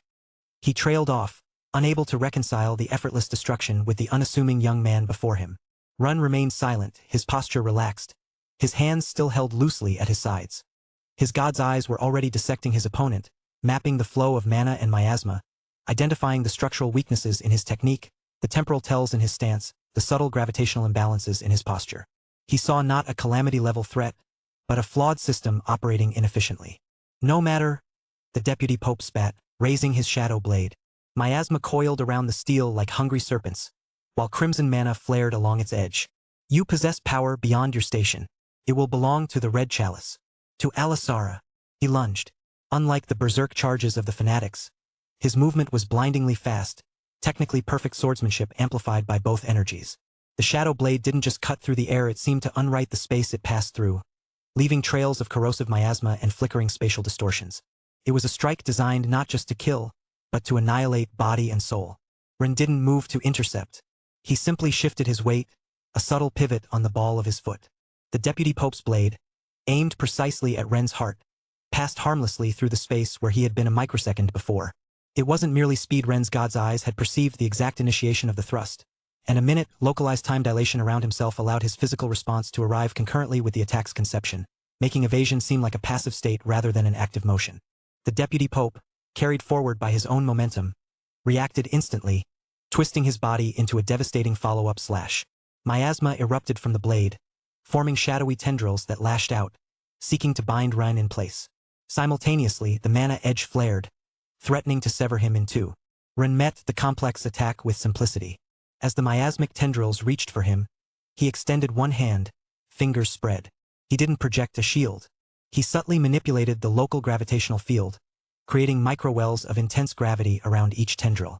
They weren't blocked, they were simply diverted, pulled off course by forces they weren't designed to resist, tangling harmlessly in on themselves. As the crimson-edged blade swept towards him, Ren took another small step, not backwards, but sideways in a way that subtly warped space. The blade passed through the air, inches from his chest, yet it felt miles away, the distance fundamentally altered by Ren's quiet adjustment of the spatial geometry. Frustration flashed across the Deputy Pope's face. He unleashed a furious combination, sword moving in a blur, each strike infused with both corrupting miasma and explosive mana. He became a whirlwind of destructive energy, turning the air around Ren into a chaotic storm of shadow cuts and crimson explosions. Ren moved within the storm like a leaf on a calm pond. His god's eyes saw not chaos, but a predictable pattern of attacks, each telegraphed milliseconds in advance by the subtle shifts in the Deputy Pope's energy and posture. His movements were minimal, fluid, effortless. A slight turn of the wrist here, a fractional shift in weight there. He didn't block, he redirected. He didn't dodge, he simply wasn't where the attack landed. He used fist accord not as a weapon, but as a principle of non-interference, allowing the Deputy Pope's own uncontrolled power to expend itself harmlessly against the unyielding laws of physics that Ren subtly manipulated.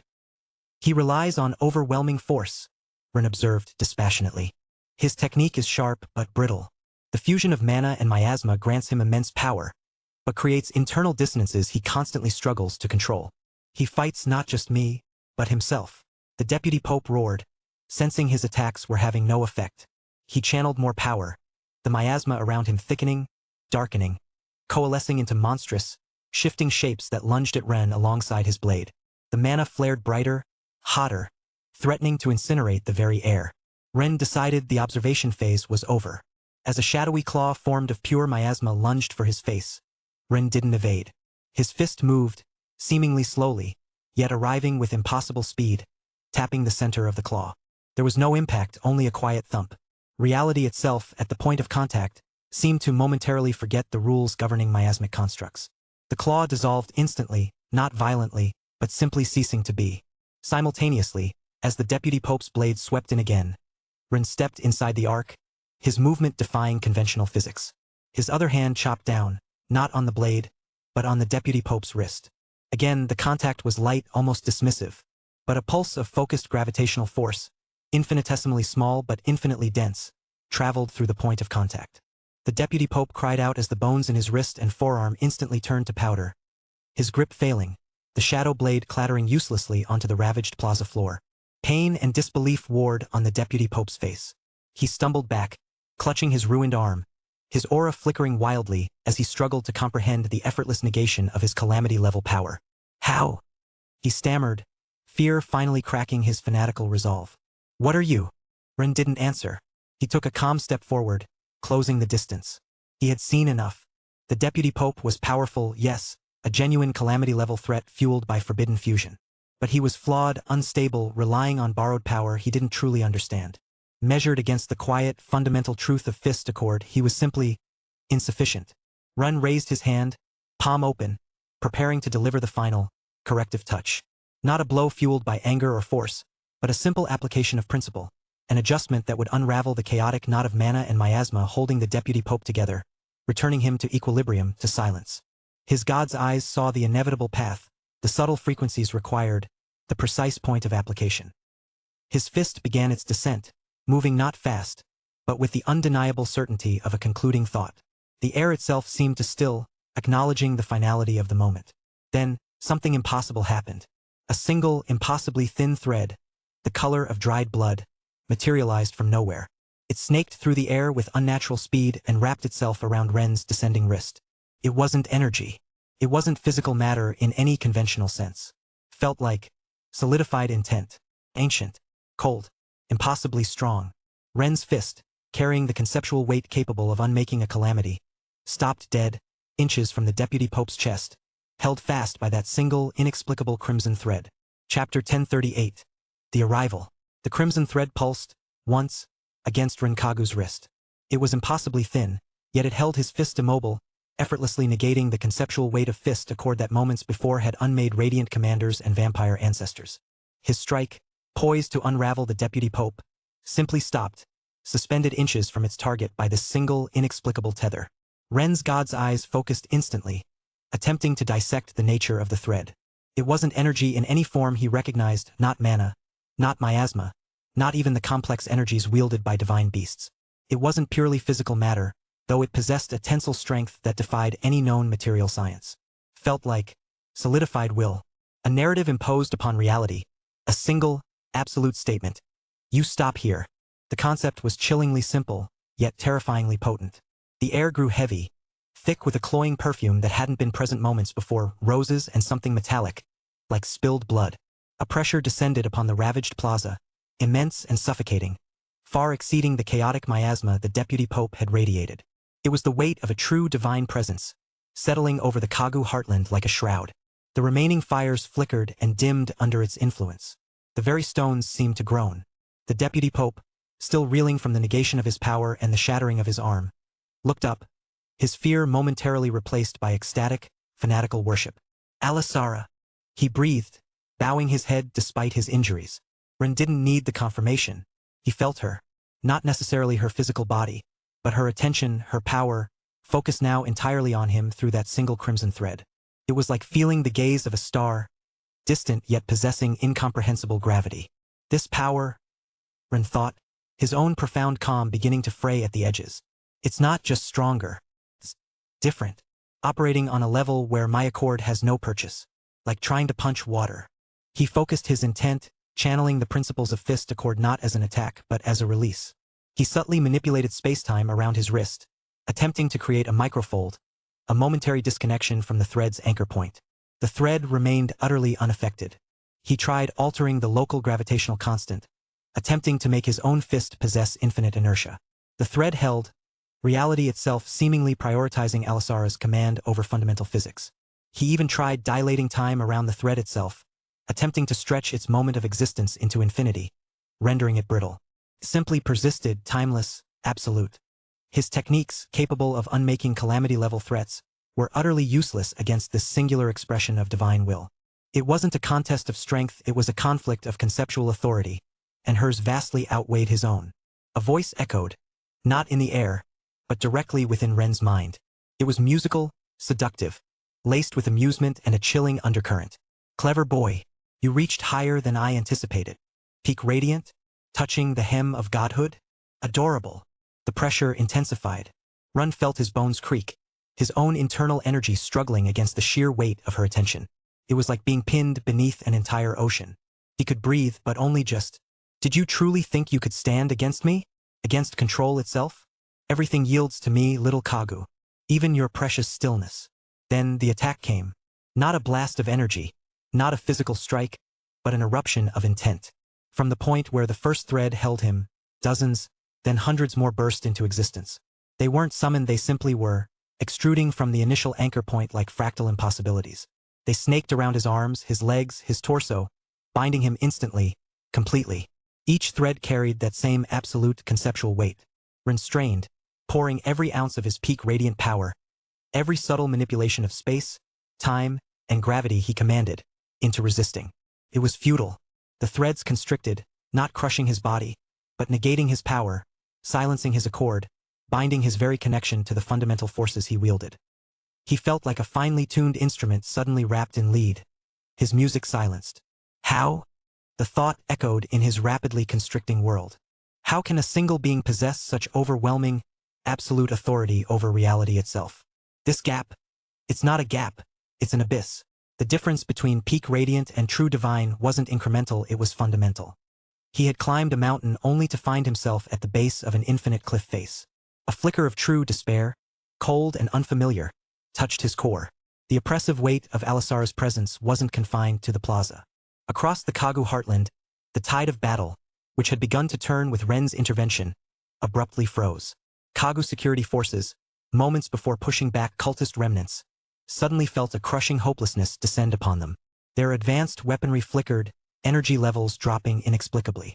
Wards protecting command bunkers sputtered, their intricate matrices disrupted by the sheer conceptual pressure radiating from the distant plaza. Hope, painstakingly rekindled by Ren's stand, guttered and died under the suffocating blanket of divine despair. Even the fanatical cultists paused, their crimson auras dimming slightly as they basked in the overwhelming presence of their goddess. Back in the plaza, Ren was completely immobilized, cocooned in a cage of crimson threads that seemed to absorb light itself. He could barely move, barely breathe.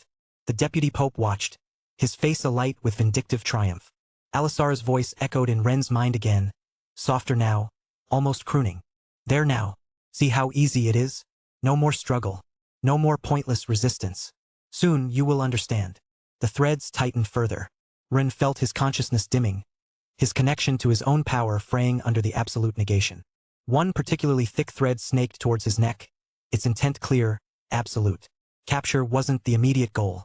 It was subjugation, the breaking of his will before the binding began. He closed his eyes, bracing for the inevitable. He had reached heights few had ever dreamed of, surpassed a legendary ancestor. And it wasn't enough. Not even close. Suddenly, two streaks of impossible speed, impossibly gray, tore through the oppressive atmosphere. They didn't announce themselves with thunder or light, but with a profound, instantaneous correction of the surrounding reality. They moved not like projectiles, but like lines drawn by a cosmic editor, cutting through Alisara's imposed narrative. One streak, sharp and clean as newly forged steel, carrying an echo of quiet winter, intersected the crimson thread aimed at Ren's neck. The thread, conceptually absolute moments before, simply parted, dissolving into harmless motes. The other streak, warmer, carrying the weight of mountains and the hum of deep harmony, flowed around the cocoon binding Rin. It didn't attack the threads, it addressed the concept of binding itself. With a soundless ripple, the hundreds of crimson threads lost their cohesion, their absolute authority negated by a different, equally fundamental truth. They unwound, loosened, and dissipated like smoke in a strong wind. Rin gasped, air flooding back into his lungs, his power surging back as the suppression lifted. He stumbled slightly, caught off balance by the sudden release. He looked up. Hovering just above the plaza floor, side by side, were two figures, bathed in the soft, steady glow of their own immense power.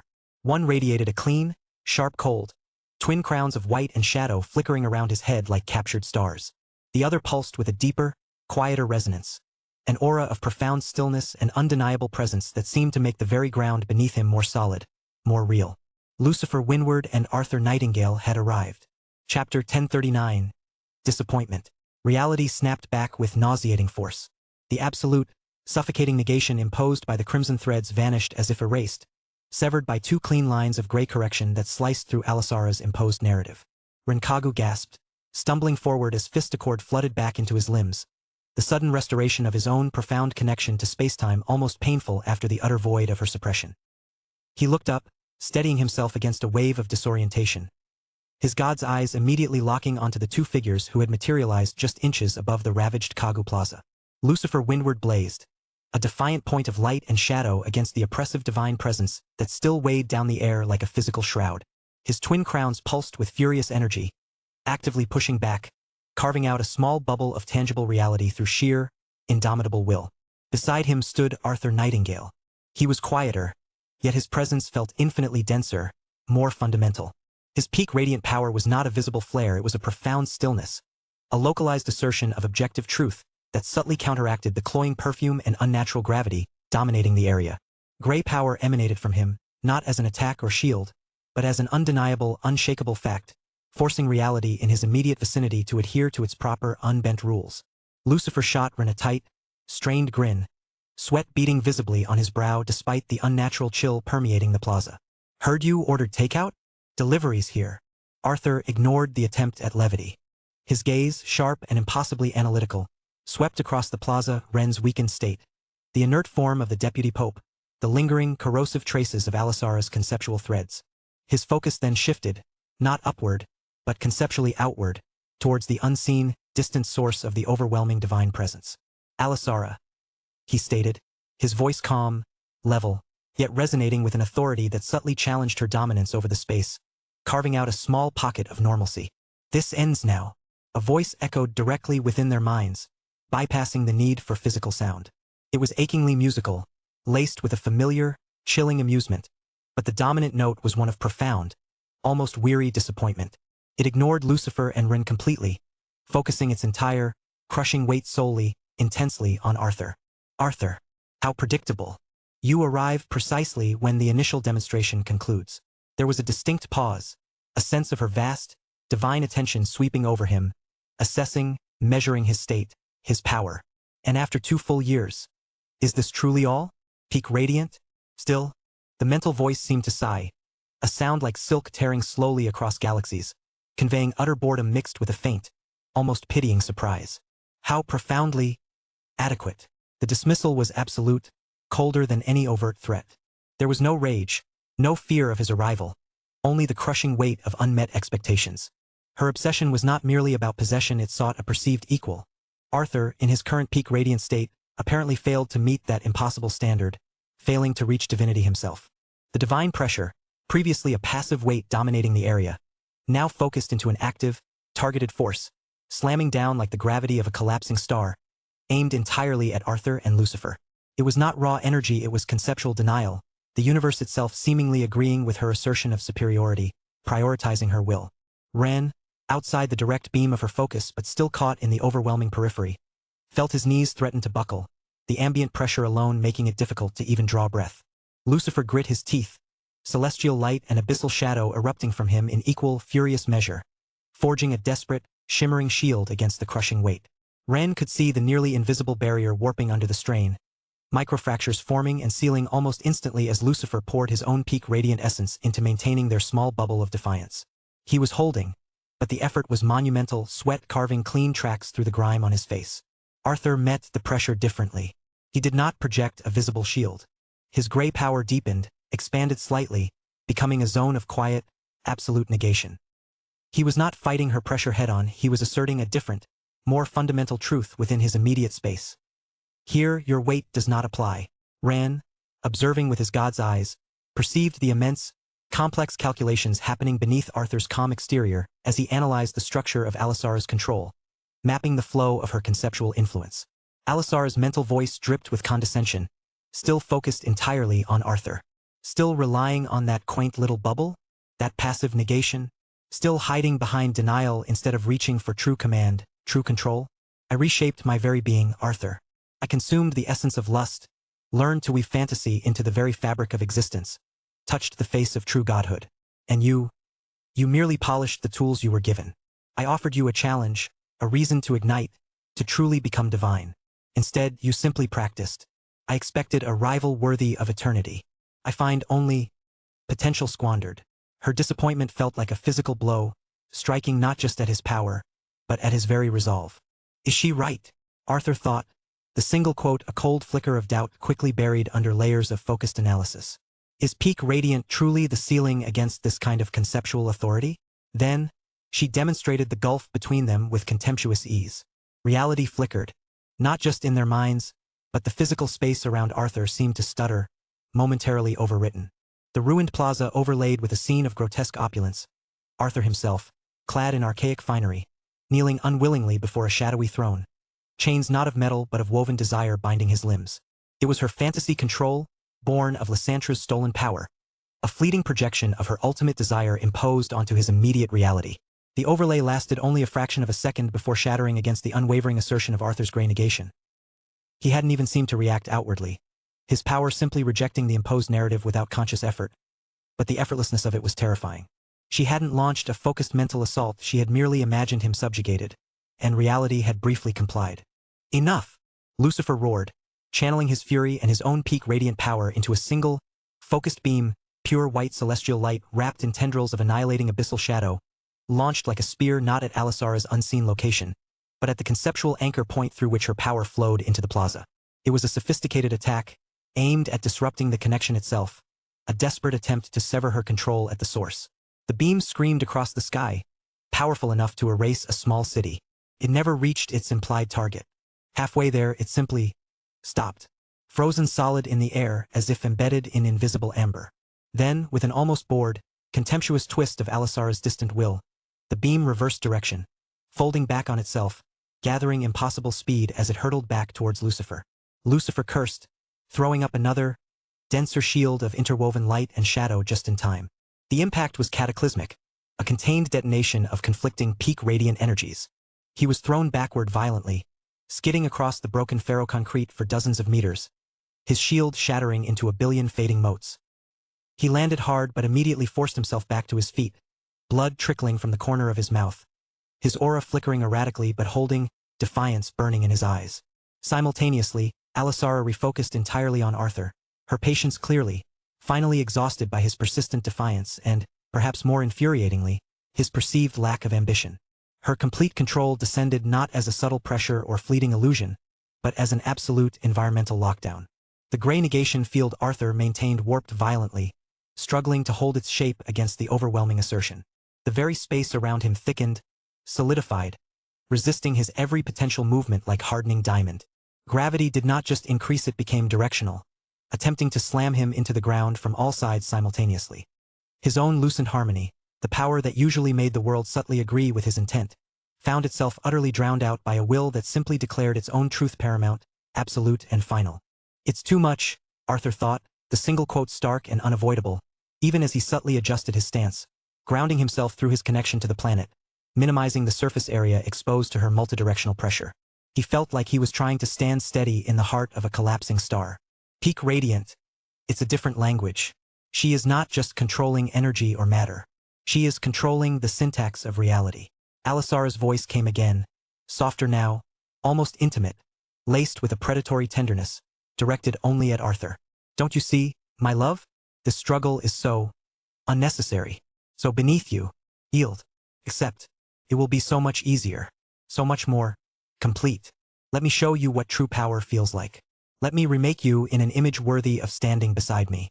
A single, thicker crimson thread, identical to the ones that had bound Run but pulsing now with a deeper, more possessive energy, materialized directly before Arthur's face.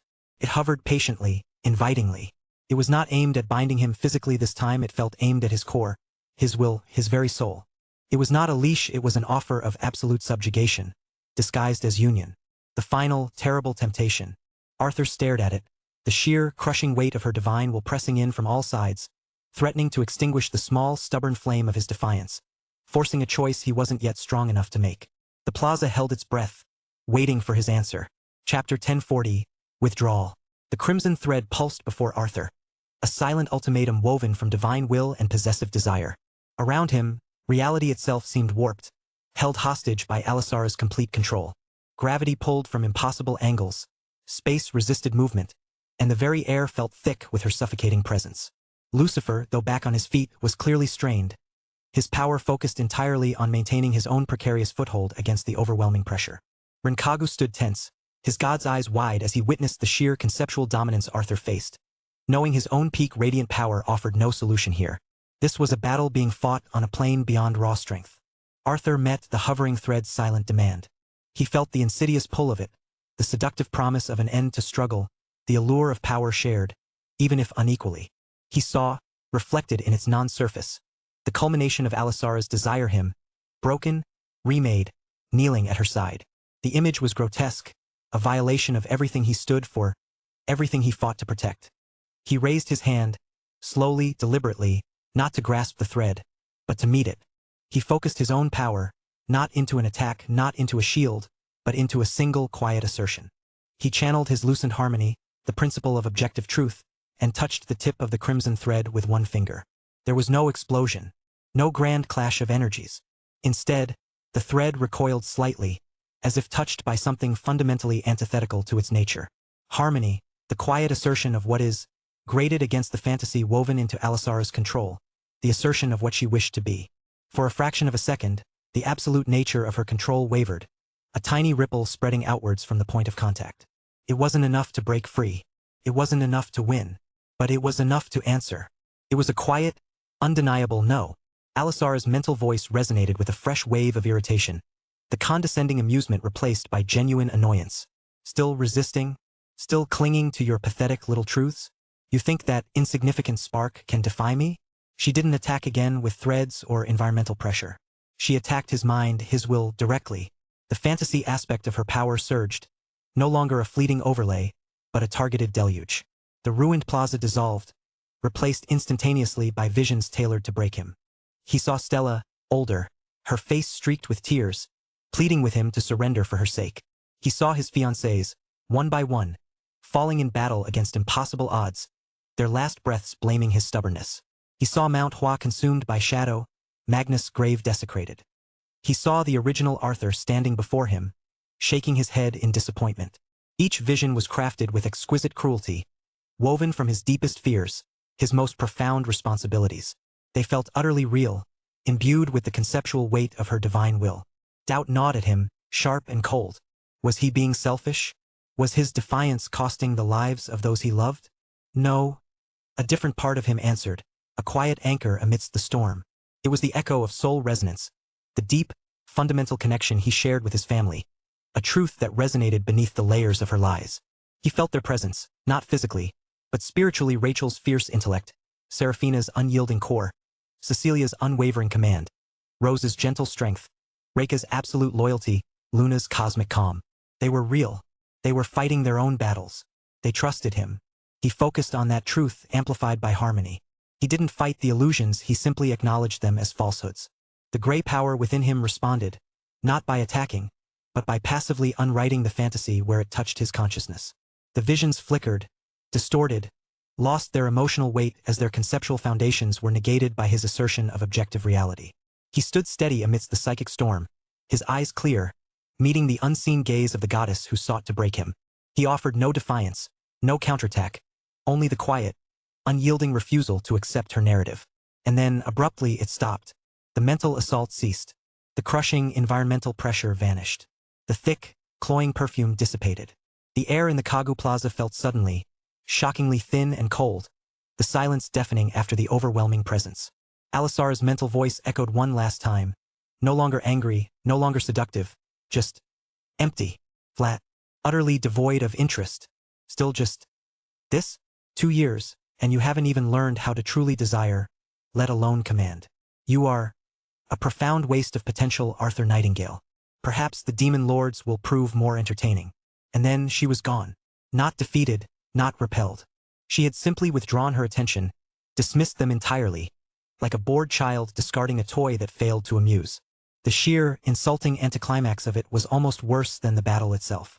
Arthur, Lucifer, and Rin stood in the ravaged plaza, breathing heavily, the adrenaline slowly receding, leaving behind a bone-deep exhaustion and the chilling echo of her final words. They looked at each other, the unspoken understanding passing between them. They had survived, but only because they hadn't been deemed worth destroying. Lucifer opened his mouth to speak, perhaps to curse, perhaps to question. Run took a shaky step forward, his god's eyes scanning the empty sky. Arthur simply stood, processing the encounter, the terrifying gap in power, the unexpected reprieve born from inadequacy. Before any of them could utter a word, the air directly in front of Arthur shimmered. Not with Alisara's crimson malevolence, nor with his own steady gray.